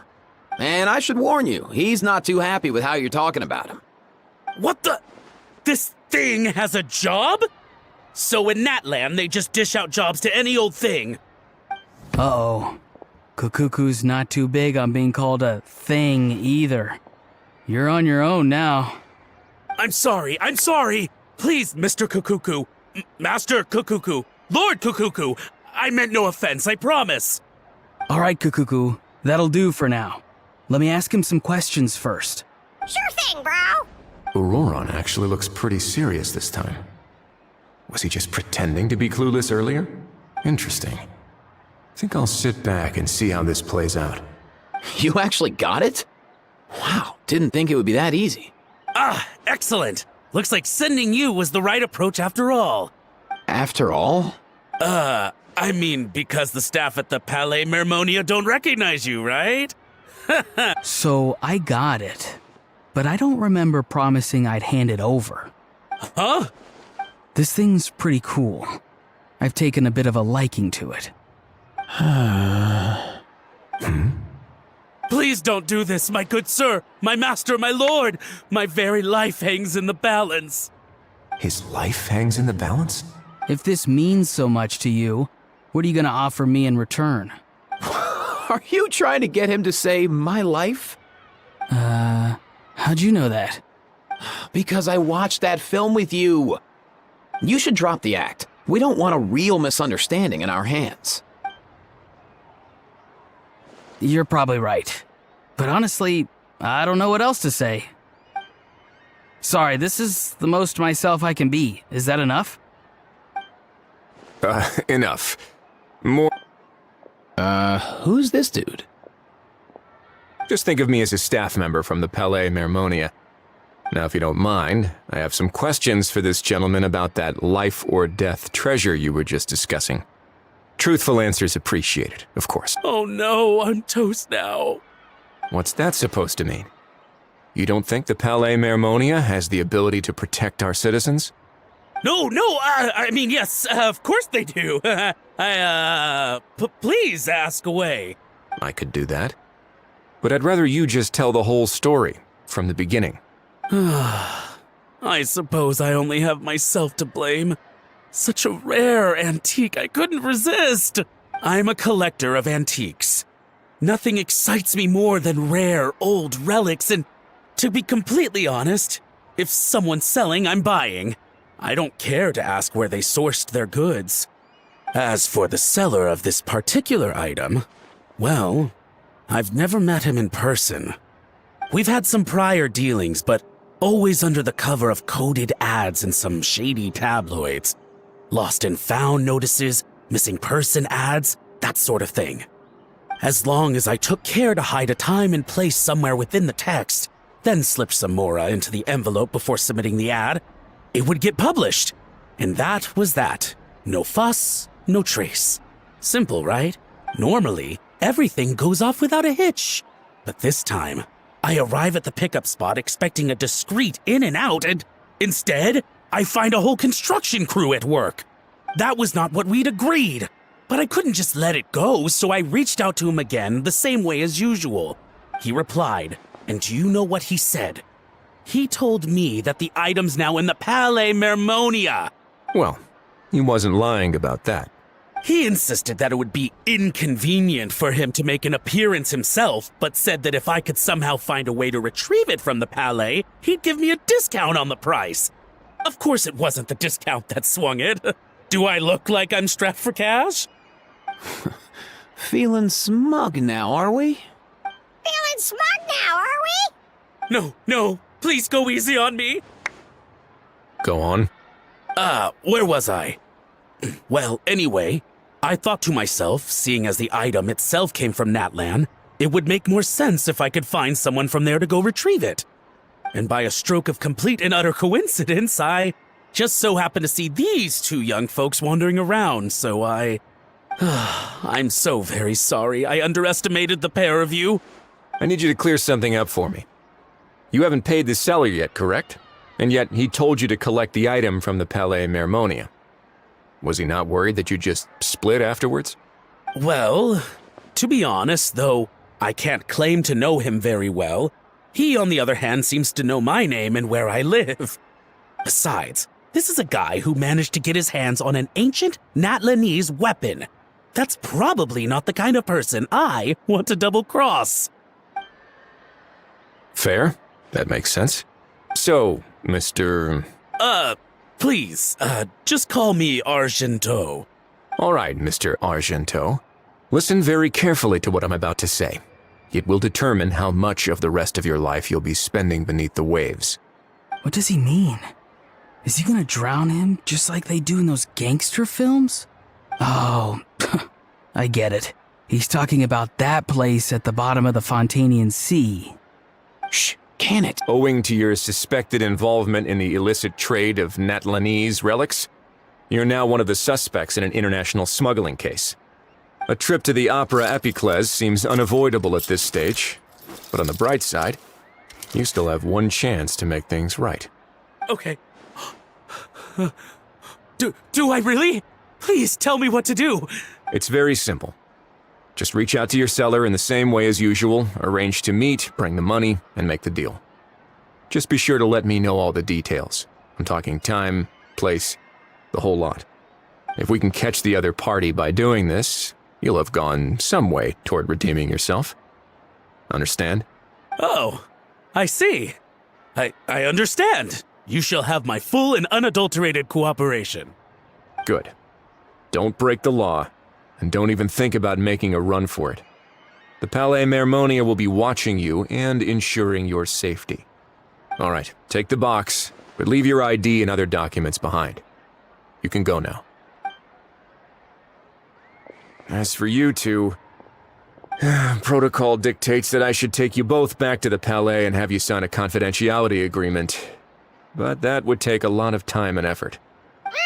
Such a hassle, bro! See, Mr. Kakuku knows exactly where I'm coming from. So, I was thinking, since you're all friends of the Traveler... I understand, sir. We got dragged into this by accident, and it has diddly squat to do with us. And out of respect for the Traveler, we won't say another word. Oh, I know this part. We better keep our mouths shut or we'll both be sleeping with the fishes in the tailor-made pair of cement shoes. In that case, I understand completely. Not exactly what I was going for, but if that's how you want to understand it, then be my guest. Then it's settled. Thanks for your help.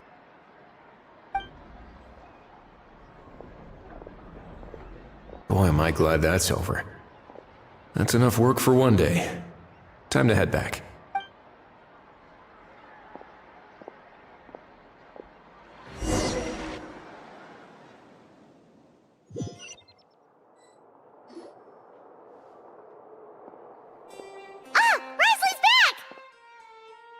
Judging by your expression, it must be good news, huh? It went smoothly, on the whole.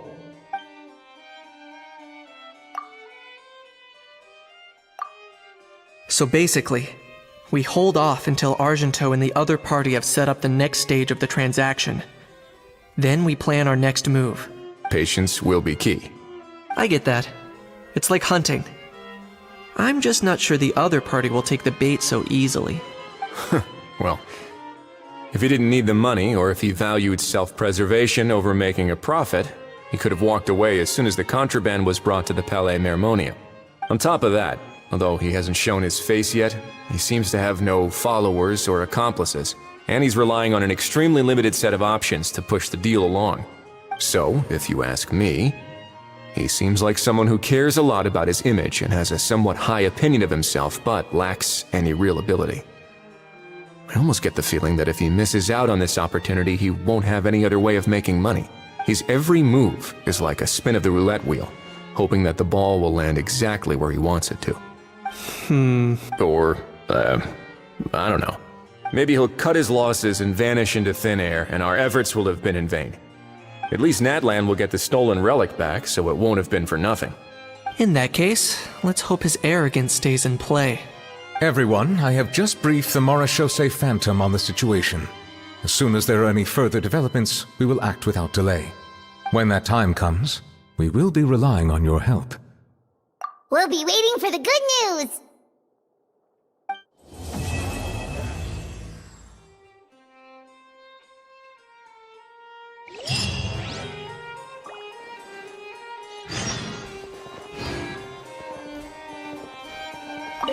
On the topic of kidnapping cases... How exactly do we define the subject of a kidnapping? According to the regulations, I mean. Aside from humans, do pets count?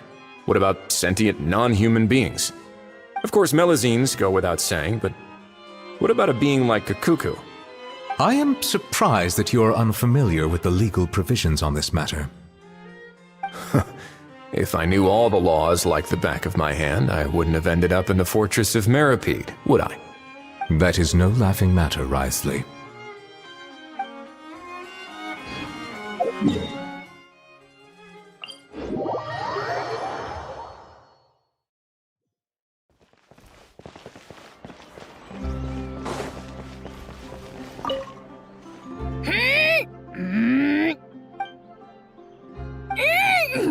Come on.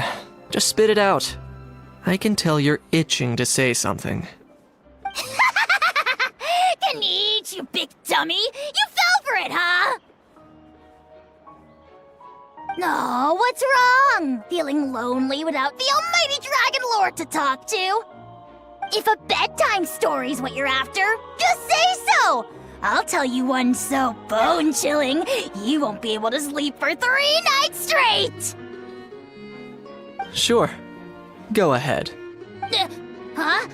What do you mean, go ahead? Ugh, you pretending to be a tough guy now? Maybe, maybe not. But one thing's for sure. If I don't sleep, neither do you.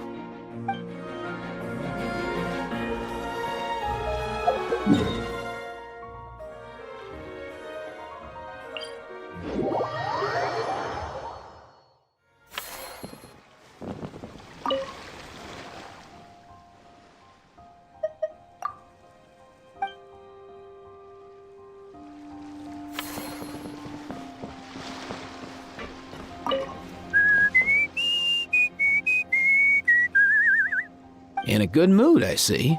Yep. Seeing my dear vegetables all settled in right where they belong brings me great joy. You sound like a proud parent. I'm happy for you, bro. But given how where they belong is inside a cooking pot, that kind of fills me with dread at the same time. Nice to meet you, bro. The heck are you on about? Does this really seem like a good time for nice to meet you? I guess he's referring to the meeting of the vegetables in the pot. You got it, bro. Honestly, right now, I'm not sure if I should be worrying about your definition of nice to meet you or investigating whether you and Kakuku share some kind of telepathic bond. That unique aroma. I wonder how you'll inspire my cooking this time. I'd say it's quite similar to working at the tavern in the Fleuve Cendre. There's something special about seeing diners' faces light up when they taste your food.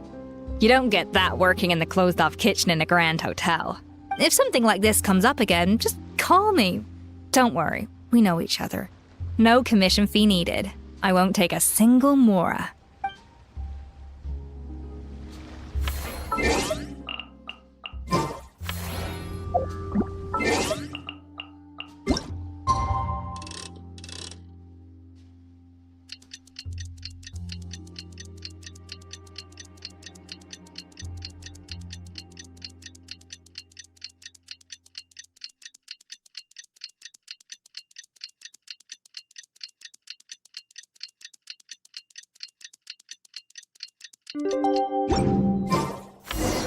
Novelette sent someone to contact us this morning!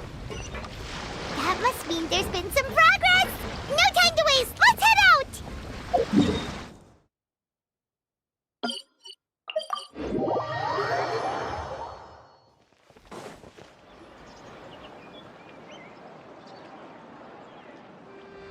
Hey, everyone! We're not late, are we? No, you're just in time. Well rested, I trust? A great way to stay energetic, certainly. We received word from Mr. Argenteau yesterday, confirming the time and location of the transaction. It'll take place this afternoon, and it turns out it'll be somewhere we all know pretty well, too. The Film Fantasyland restaurant. Oh, really? Huh. He sure does like that place. Seems like you share our concerns, Traveler. Indeed. Capturing someone in a crowded event venue will be much more challenging than in an open area. The criminal might try to blend in with the crowd, or even escape by taking hostages. In light of this, we've had to make additional preparations. As soon as we received the news yesterday, we began coordinating with the Marechaussee Phantom and the Special Security and Surveillance Patrol. We'll be deploying lots of undercover agents on site. If things go south, the safety of the civilians will be our top priority.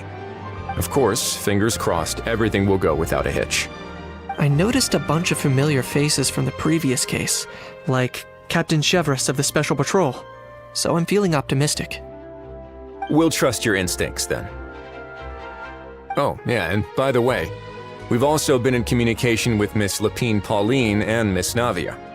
The Spina di Rosula will provide support within a controlled scope, so there's no need to worry. The only potential issue is with Miss Escoffier. It would be easy if it were that simple.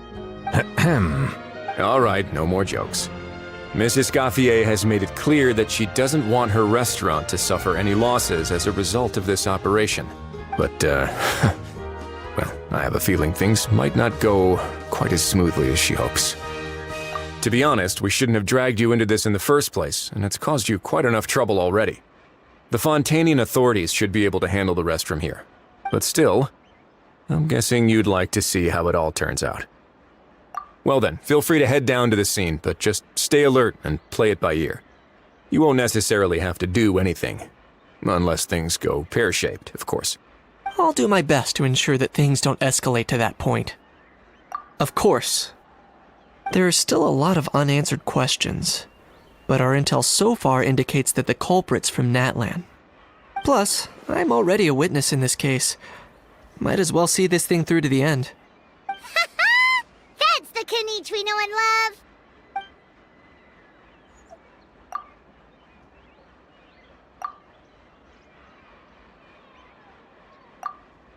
Well, that's enough of the small talk. The operation's scheduled for the afternoon. If we're quick enough, we'll even have time for a few cups of tea before we leave. Oh, and let's grab something to eat too! Can't work on an empty stomach, you know. And rooting for you! It's a very important job. All right, I'll head over to the venue now. Ahal's been harping on for days now about this event-exclusive meal he wants to try. Guess I might as well shut him up sooner rather than later. See you in a bit. I look forward to hearing how it all goes.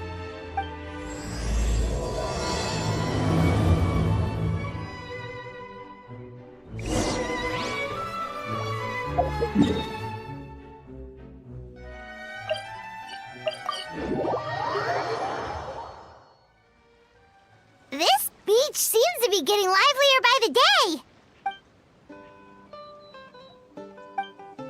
Traveler, Paimon's getting kinda hungry. Let's go check out the restaurant menu, shall we?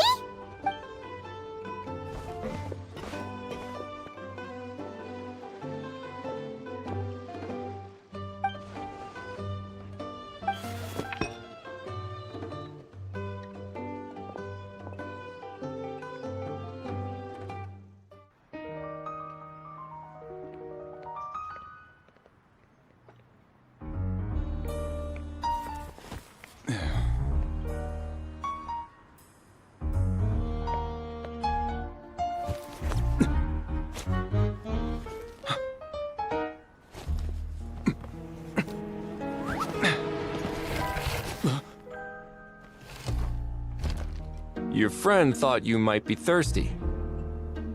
Won't you stay and drink it?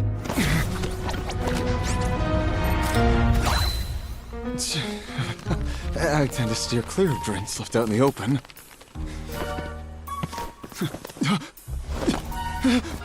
You're surrounded! Give up and come with... You lousy swine! Stop right there! Oh look! A surprise performance! Wow! How lucky we are! Quick, take a photo! After him!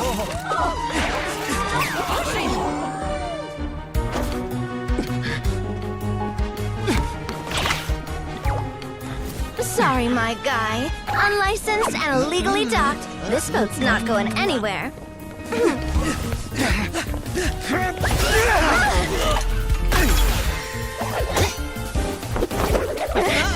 Quick! Don't let him get away! Be careful! Amazing! Lowly worm! No one flies higher than the almighty Dragon Lord! Who's stealing my fun? Ah, you again! You're driving me crazy! Oh, wow, bro!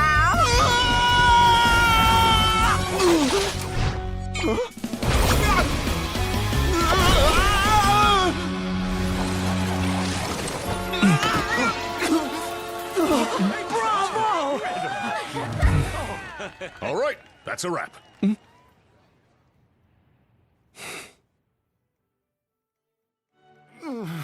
Unbelievable! You can't just drag someone around like that! Such blatant disregard for human life! I'm gonna sue the living daylights out of you! Will you now? I think I did you a favor by pulling you away from your audience. Saved you some face at the very least. As for whether you were facing up or down along the way, well, that was your decision, wasn't it? You... All right, I admit it. I was in the wrong. Oh, of course I know the difference between right and wrong, but I had no choice. I desperately needed the money. I was an expert on ancient relics. Not only did I have a successful career, but a happy family too. But my son, I never imagined he'd turn out this way. Fell in with the wrong crowd and ended up shoulder deep in gambling. We had some savings, but he drained them away like a waterfall. Once he fell into debt, he had creditors regularly coming over to threaten and intimidate him.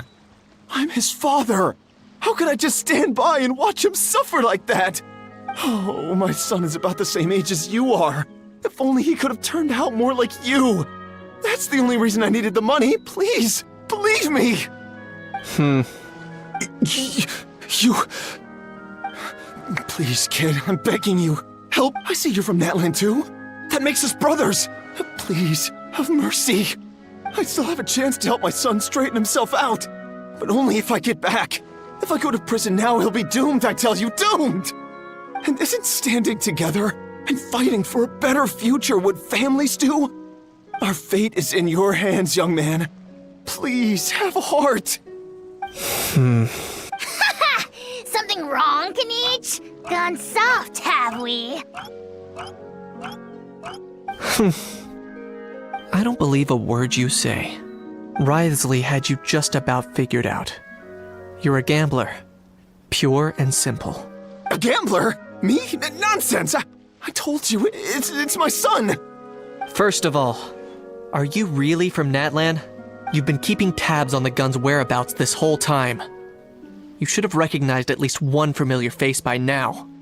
On top of that, the way you threatened to sue me? Spoken like a true Fontanian, if you ask me. Huh? What kind of logic is that? I can't explain.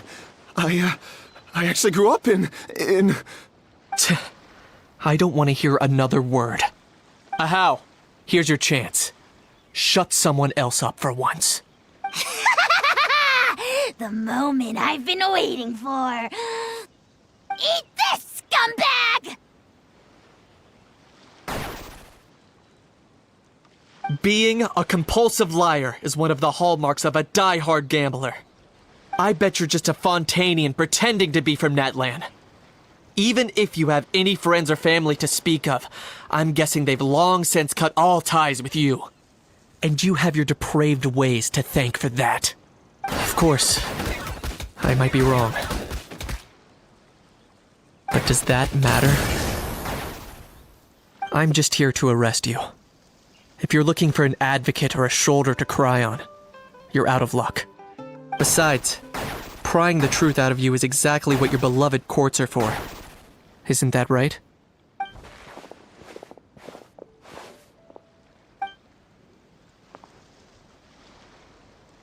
Many thanks. And me? What about me? So rude. You should be bowing down in gratitude to the almighty Dragon Lord.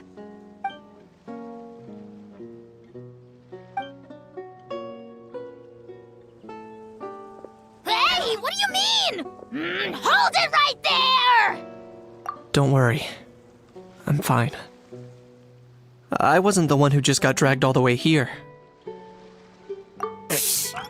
Little Kanich, thinking back to when you were just an itty-bitty boy, Kanich, aren't ya? Aw, don't start crying like a little baby. I am the almighty Dragon Lord! No servant of mine will be seen acting so weak and pathetic in public! What are you on about? Still, I suppose there's no point hiding it from you. To put it plainly, I can't stand gamblers. They're the most irresponsible people in the entire world. No respect for the principle that you have to give in order to get. They'll tell 1,000 lies for a single coin, deluding themselves into thinking they can use it to gamble their way to a vast fortune. But we all know that even when it looks like you're getting something for free, there's always an unseen cost. In the past, I also ended up paying a price for my father's gambling losses. I don't want anyone else to end up in a similar situation if I can help it. Don't feel sorry for me. I certainly don't feel sorry for myself. They say that people are shaped by their past, and since I've made it this far, I must have done a lot of things right. We should never punish ourselves for the mistakes of others. Instead, I choose to remember the moments that helped me grow. Like when I first learned to use a grappling hook, or the very first time I yearned for knowledge. Yeah, I believe you. Let's get going. If we don't head back soon, we'll cause more unnecessary worry. Yay!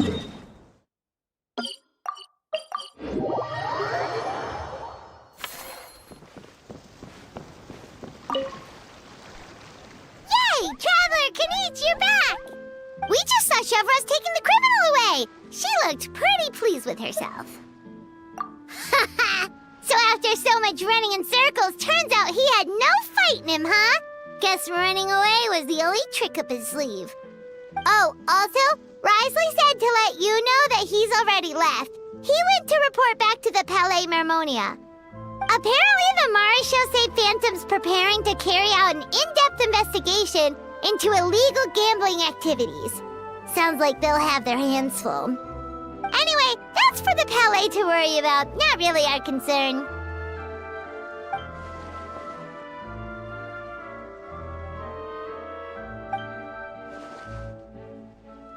Hey, it's not like you to give up so easily, Charlotte.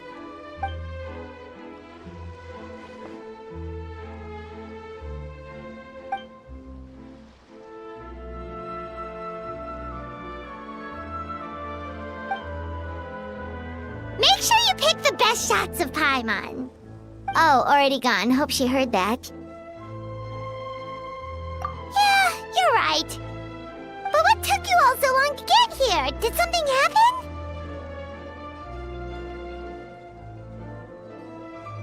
What? Rumors and slander!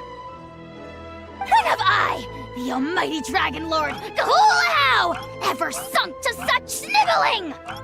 Often, actually.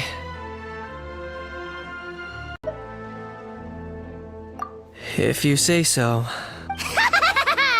Poor little Kanich. No one was there to pat him on the head, so he went off to cry all on his own. For real now? Seems more likely that Ahau was the one crying.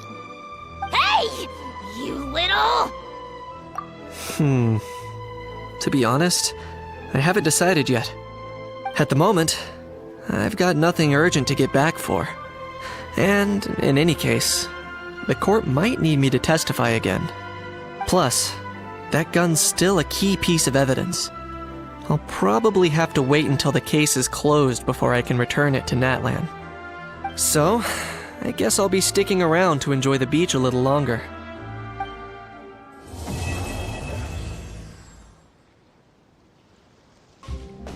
Earlier on, that lady with the pink hair took a picture of Ahau and Kakuku together.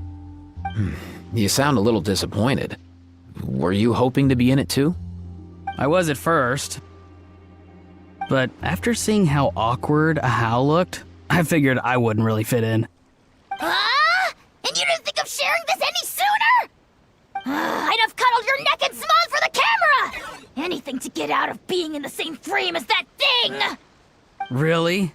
Well, no worries, you still can. Come here, give us... I hope your face is ready, because it's about to get flame roasted! I got your back, bro! Kanich, have you thought about maybe ditching that little rascal? Leaving him here for good when you leave? I have. But given that Ahau's also an old relic, That would probably count as international smuggling. I can't bring myself to knowingly break the law. Guess we all have our problems in life. Whoa, is that our hero, the Traveler? And Paimon, too! Oh, I guess I shouldn't be too surprised. Mrs. Coiffier already told me you were the big boss here. But when I saw you just now, I forgot myself for a moment. Technically speaking, the Cheval Moran Film Fantasyland doesn't even have a boss, does it? Isn't it the idea that everyone works together to make it as successful as possible, and then we all share the profits? But, wait a sec. Why are you here, Veressa? Well, officially, I'm here to promote my brand. Not long ago, Mrs. Coiffier placed an order with me for her restaurant, as she often does. In her letter, she mentioned that showcasing my orchard's products at the festival would boost sales and help build my brand recognition. After talking it through with my parents, I decided to give it a shot. Now that I'm done with the restaurant's ingredient order, I plan to sell the rest of my fruit directly to guests to help quench their thirst, of course. The thought of enjoying fresh fruit from Natland here in Fontaine does sound pretty appealing. But with this many customers, wouldn't it be exhausting to watch the stall all day? Huh? Am I supposed to be watching the stall the whole time? There's an attraction over there called Movie Masterpieces, right? I heard some of the challenges are based on famous films. Some of those films have even been adapted into great comics. I'd love to go give it a try. So, you're not doing any business at all? Back in the Collective of Plenty, I'd just set up a sign with the fruit prices, place a weighing scale and a coin jar to one side, then let people pay on their own. When closing time came around, I'd wake up and check the accounts. Not a single Mora's ever gone missing. To be fair, that does sound nice. People in the Collective of Plenty are a law-abiding bunch. No one would even think about taking something without paying. Makes sense that tending your stall wouldn't take too much effort. Fontainian customers are no doubt trustworthy too, but let's just say they're not used to self-service shopping. Plus, if you just leave the stall unattended as a Natlanese merchant, people here might think you're gone for good. In that case, I'd better start acting the part. But I'll need to buy some things in the city before I officially open for business. I promised to bring back some Fontainian clockwork mecha for Kochi-an-san. Oh, and I also wanted to try a few rounds of movie masterpieces. After that, I should be able to focus on my business without getting distracted. Mm-hmm. We might not be locals, but we've explored Fontaine quite a bit. We know our way around pretty well. In that case, give me a moment to get some extra fruit, a price list, and my coin jar set up. I get to go shopping with the Traveler! Hello, boss. I'm from the Collective of Plenty. You might recall receiving a letter from us requesting you to design some components. Wait a sec. Why does Ian-san need clockwork mecha? Nothing like that. Our coach just wants to fine-tune her gym equipment so people can target different muscle groups more easily. She mentioned something about a rowing machine to focus on back muscles, as well as a pec deck and a leg press machine. The parts that connect the ropes and weight plates wear out easily, but they need to be strong. So Kochi-an-san thought she'd give Fontainian Clockwork Mecha a try.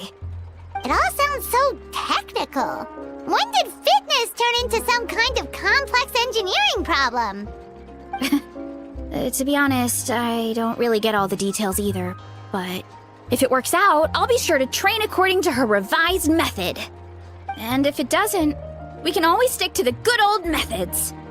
If you're interested, I can show you a few beginner exercises the next time you drop by our tribe. You'll be able to smash the records without even breaking a sweat. I know it. Paimon will pass on that one. She'll be rooting for you from the sidelines, though. You can always try the equipment we keep for little Saurians, Paimon. As long as you start out with the super lightweights, you'll be fine. Weight training's for everyone, you know. As long as you put in the effort and keep it, anyone can develop rock-solid muscles. No! All right, time to show off how fast I can run. I'm gonna go have a blast, then come back, calm down, and focus on running my fruit stall. That's right. Last thing you'd want is to get too absorbed in having fun, then suddenly realize you're starving because you haven't eaten anything for hours. Funnily enough, Paimon can think of someone else with a bad habit of getting so into things that they forget to eat. No matter how busy you are, nothing's more important than staying well-fed, hydrated, and healthy. No need to worry about me, guys. I do a lot of long-distance running, so I always make sure to bring some food and water with me. This time is no exception.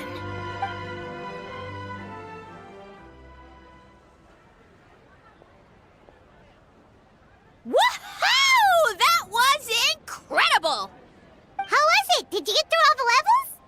It was amazing!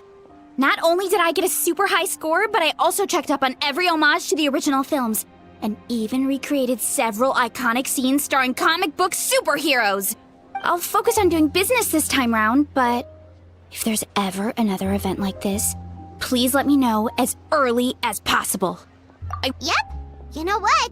We should let you design the levels. I'm sure all the fans will be thrilled. That would be great. Anyway, back to business. Time to focus on my fruit stall. I'm gonna make a name for my orchard in Fontaine.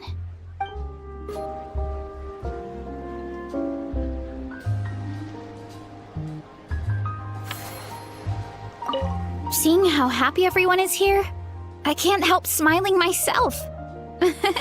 Would you like some fruit? Feel free to take some.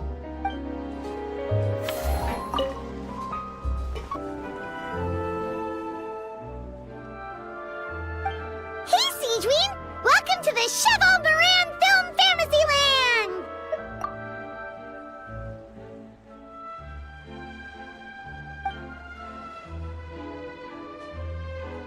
Oh, your encouragement leaves Paimon feeling even more motivated than ever!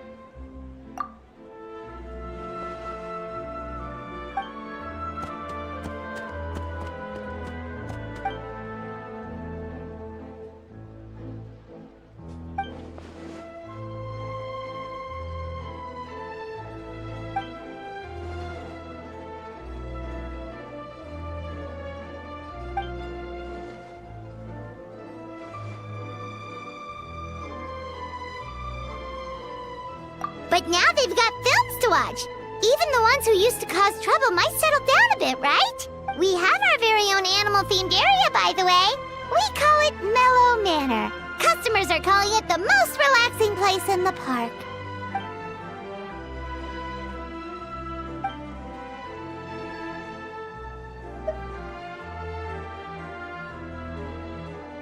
Oh, you mean we could invite Sigeween to be a consultant at Mellow Manor?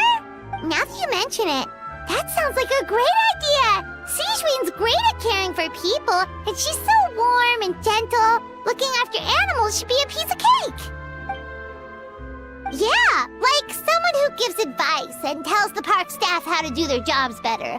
The workload won't be too heavy, but it's important work. Besides, you'll mostly be playing with the animals.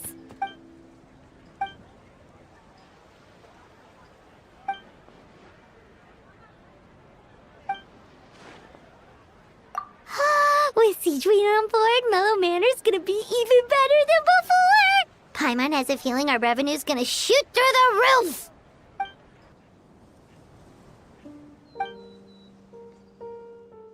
Forget health issues, Paimon wouldn't be surprised if she could actually chat with the animals once she's done reading! Oh, wait, head nurse, please don't go! Phew, boy, am I glad I caught up with you. One of the inmates has become obsessed with those magical mouse munchies from the animated films you've been showing them, and tried making some himself with 3 days' worth of welfare meals. He ended up giving himself food poisoning, with symptoms we've never even seen before. Please, we need your help.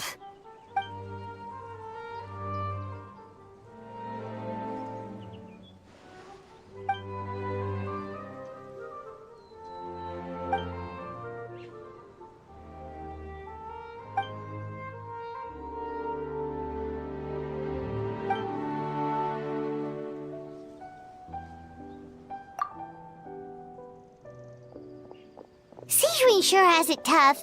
Not only does she have to worry about taking care of her patients, she also has to clean up after those troublemakers. Why don't we prepare something tasty for her? It might help lift her spirits.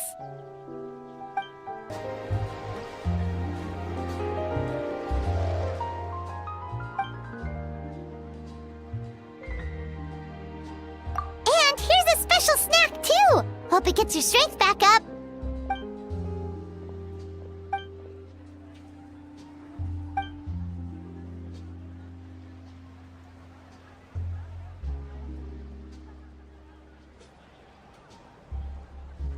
Is it because they aren't paying any attention when they're watching?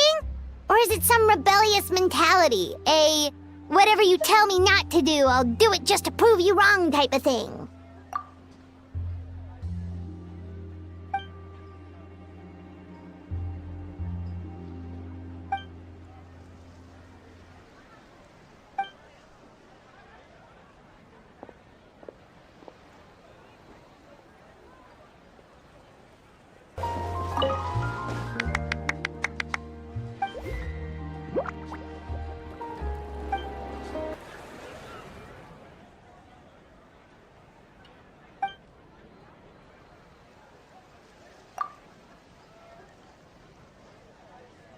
Us?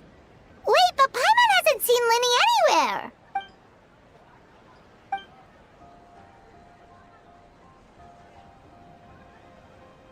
All of them? That's some serious dedication right there.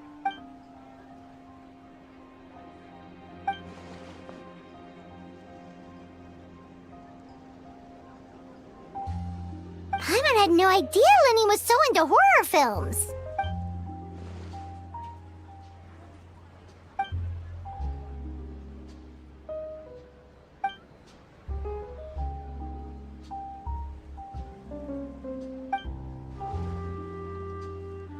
Well, that's a side of Linny we've never seen before. Don't even think about roping Paimon into this!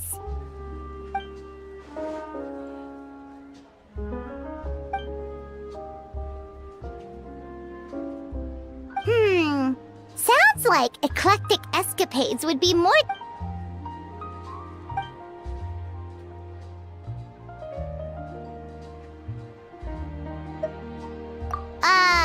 Is that really that entertaining? Still, if you're interested in the attraction, why not become a consultant? That way you'd get to see more of the visitors' reactions too!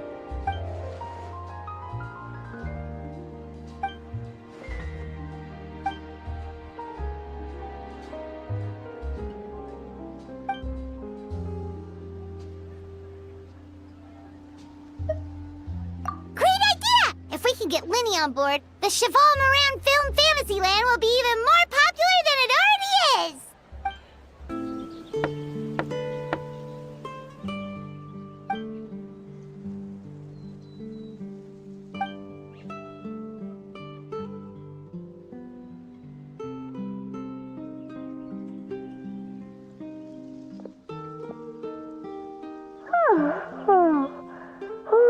Delighted to hear that you've been enjoying yourself, but I need to concentrate on this film for now. Those animal assistants will have to wait. I just need a little more sleep.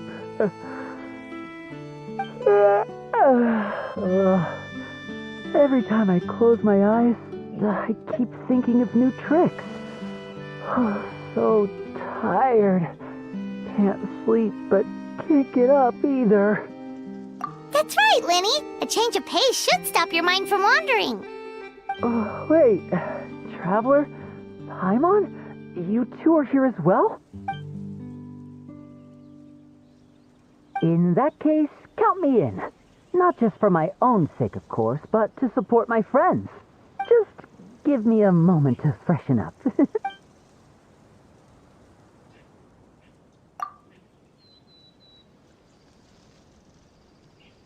Sounds good! Getting Linny to cheer up and visit the amusement park's surely our greatest success yet!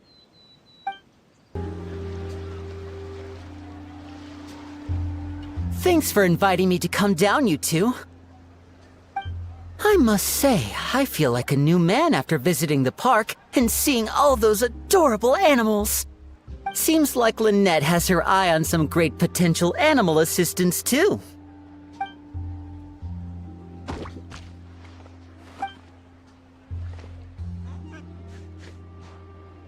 Oh, and did you see those weird mushrooms?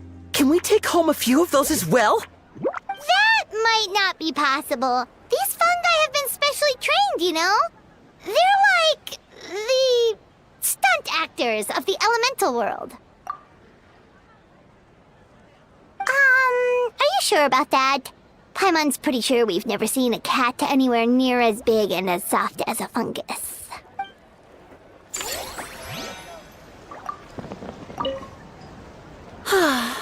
I feel so much better after seeing those animals. They're all so carefree.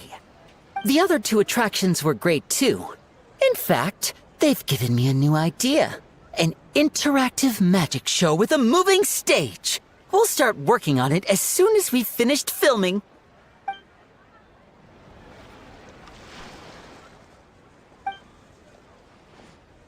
Dia? Paimon didn't expect to see you here either!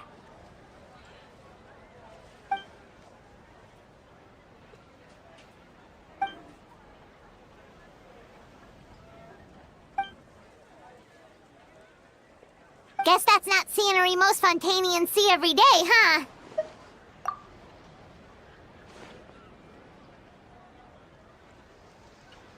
Wait, aren't fight scenes supposed to be as realistic as possible? Surely the more punches that land, the better.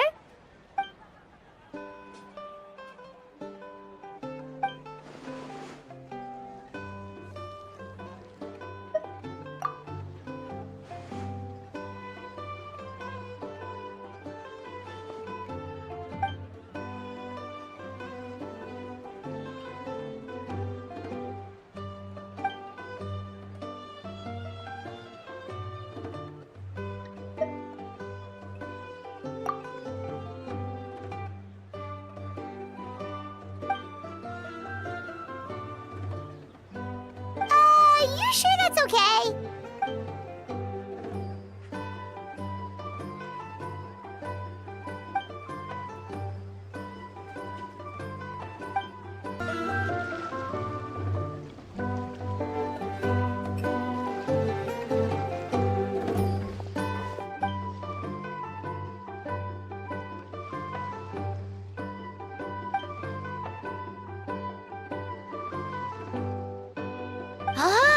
They both sound delicious. But how come you seem so familiar with this bar when it's your first time here?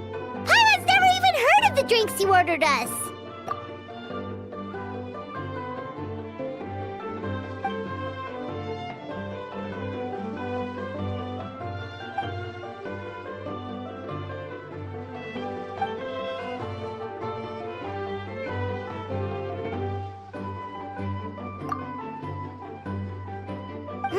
Where do we begin?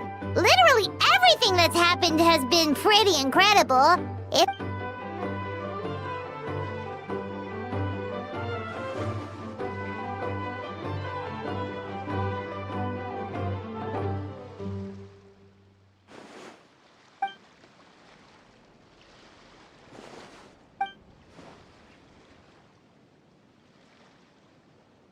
Huh? So we could become mercs too?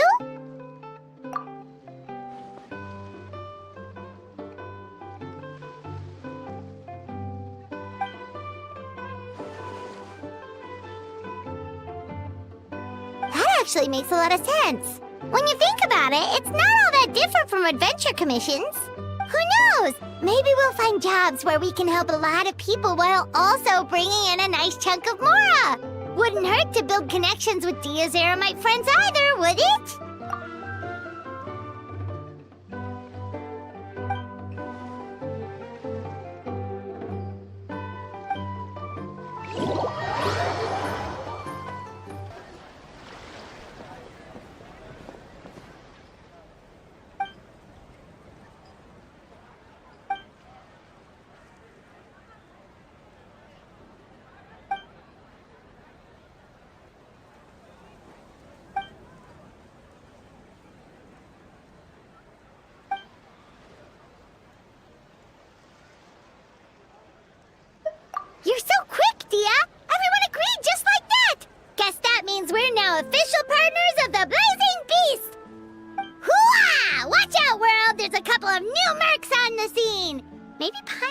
herself a proper mercenary name.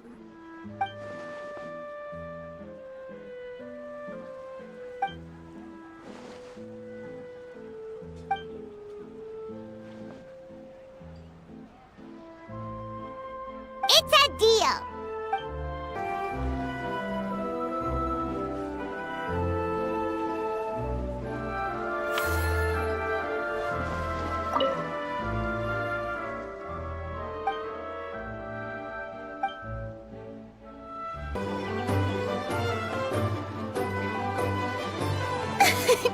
Why, hello there, traveler. Paimon. I sensed your enthusiasm from a mile off. You were so bright, I could have taken you for an opera singer in full falsetto. Farina, you're finally here!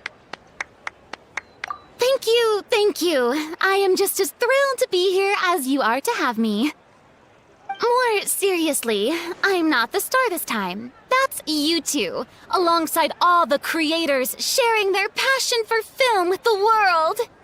Honestly, when I was first asked to approve the plans, I thought this would just be a small event. I never imagined that the Cheval Moran Film Fantasyland would expand to this scale so quickly. Yeah, thinking back to when we first arrived, it really has all come together in no time. At this rate, who knows?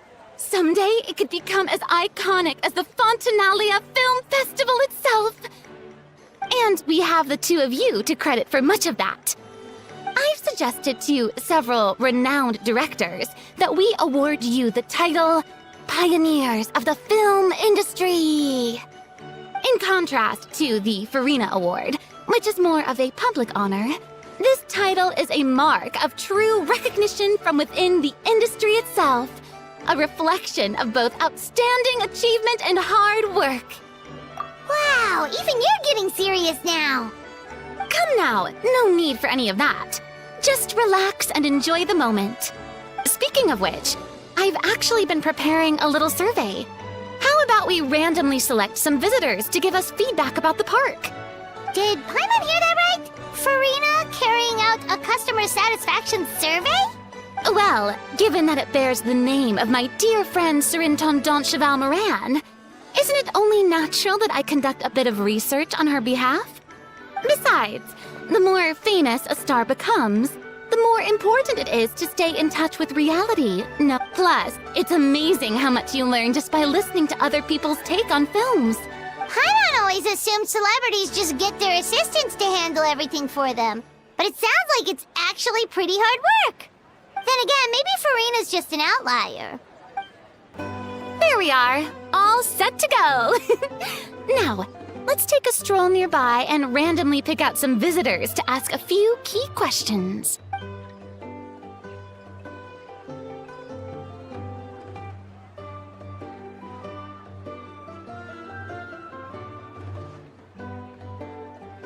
These suggestions are surprisingly detailed. Choosing film prototypes, recreating the scene cutting process, budget management for costumes, makeup, and set design? Oh, Paimon's head is spinning. Why is everyone so professional? Also, nearly every single person we spoke to said they wanted to see Lady Farina perform. Your popularity is off the charts! To tell you the truth, I've no plans to perform this time around. Any star worth their salt knows their role. When I take center stage, all the spotlights are on me, and rightly so. But as a guest, I should step back and let others shine. So instead of performing myself, I'd prefer to support you from behind the scenes. Perhaps as a consultant for one of your attractions, or... Hey, that's right! Movie Masterpieces is all about film expertise. There really would be no better candidate than you! Oh, wonderful! Then I shall give this role my very heart and soul. Once I've had a moment to prepare, we can meet up for a slice of gâteau from my pâtissière suprême before we get started. Simply exquisite. As amazing as ever. Escoffier, have you ever considered starring in your own film? I can see it now. Vals en cuisine. A riveting tale about the art of extreme cooking! As it happens, I'm already doing something similar. A brand consultant has been filming my training sessions with students and incorporating them into films about Fontanian cuisine. Oh, no. No. A documentary won't do. I'm talking about something with a bit more drama. Your experiences as a chef could be turned into a scintillating story. In fact, I'll even write it myself. Before you finalize it, please let me review the culinary terms, especially when it comes to how ingredients are handled, the timings and the quantities. Great! It's settled then. And actually, I think I'd like to bring in the Traveler and Paimon as directors. Something tells me that the three of you working together would really get the creative sparks flying. No problem! That said, now that we've been granted Director Farina's approval, we'll really have to step up our game. Excellent! I believe in you both. The gâteau was sublime as ever, Escoffier. Now, about time we got to work. I'll start drafting the script on the side, while serving as the consultant for movie masterpieces. Wish me luck! Now that things have reached this point, we should add... A pinch of salt? A dash of pepper, actually. Brilliant. Huh? You two aren't talking about a new dessert menu by any chance, are you? Not desserts. No, we're talking about the script. Oh, my dear partner, photographer, rookie director. Our creativity must keep up with the overflowing enthusiasm of our fans. There's no room for dull scripts on my stage. Plot twists should strike the audience like a cloud of pepper, leaving them sneezing in surprise. Achoo! The same logic applies in catering. I once heard Miss Emily mention that pepper could be used in perfumes. Perhaps I could find a way to make it work in desserts too. A peppery kick to complement the delicate sweetness of cream, perhaps. Wow, the two of them seem to be working together so well. I'm struggling to imagine what a pepper cake would taste like, though. Well, what do we have here? Escoffier's making a new cake? Oh, how exciting! When it's ready, do let me know. I'd love to try it. Is it just Paimon, or does it seem like everyone's even more enthusiastic now that they've finished their work?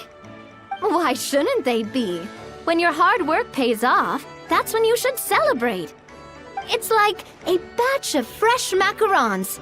You should never let fear of sweetness stop you from adding all the filling you please. After all, if there's ever a time to pile on the sugar, it's when you're making macarons. Pile on the sugar! Pile on the sugar! And why are we piling on the sugar? Lapine Pauline, you're here! Is it ready? Of course! It all went according to plan. Huh? Were you off on some kind of important task? I was indeed. Please accept this.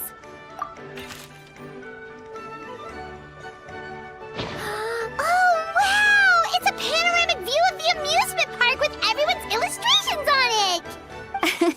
Since the film Fantasyland has been such a success, we decided to create a unique souvenir to remember it by.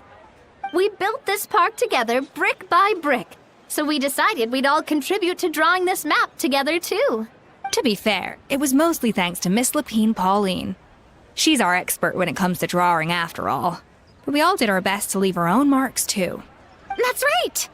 And on top of that, Traveler, I'm offering you a most special privilege. You get to add a mustache to my portrait!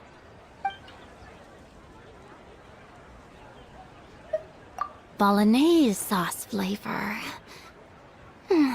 Well, that sure counts as a surprise twist. You win this round!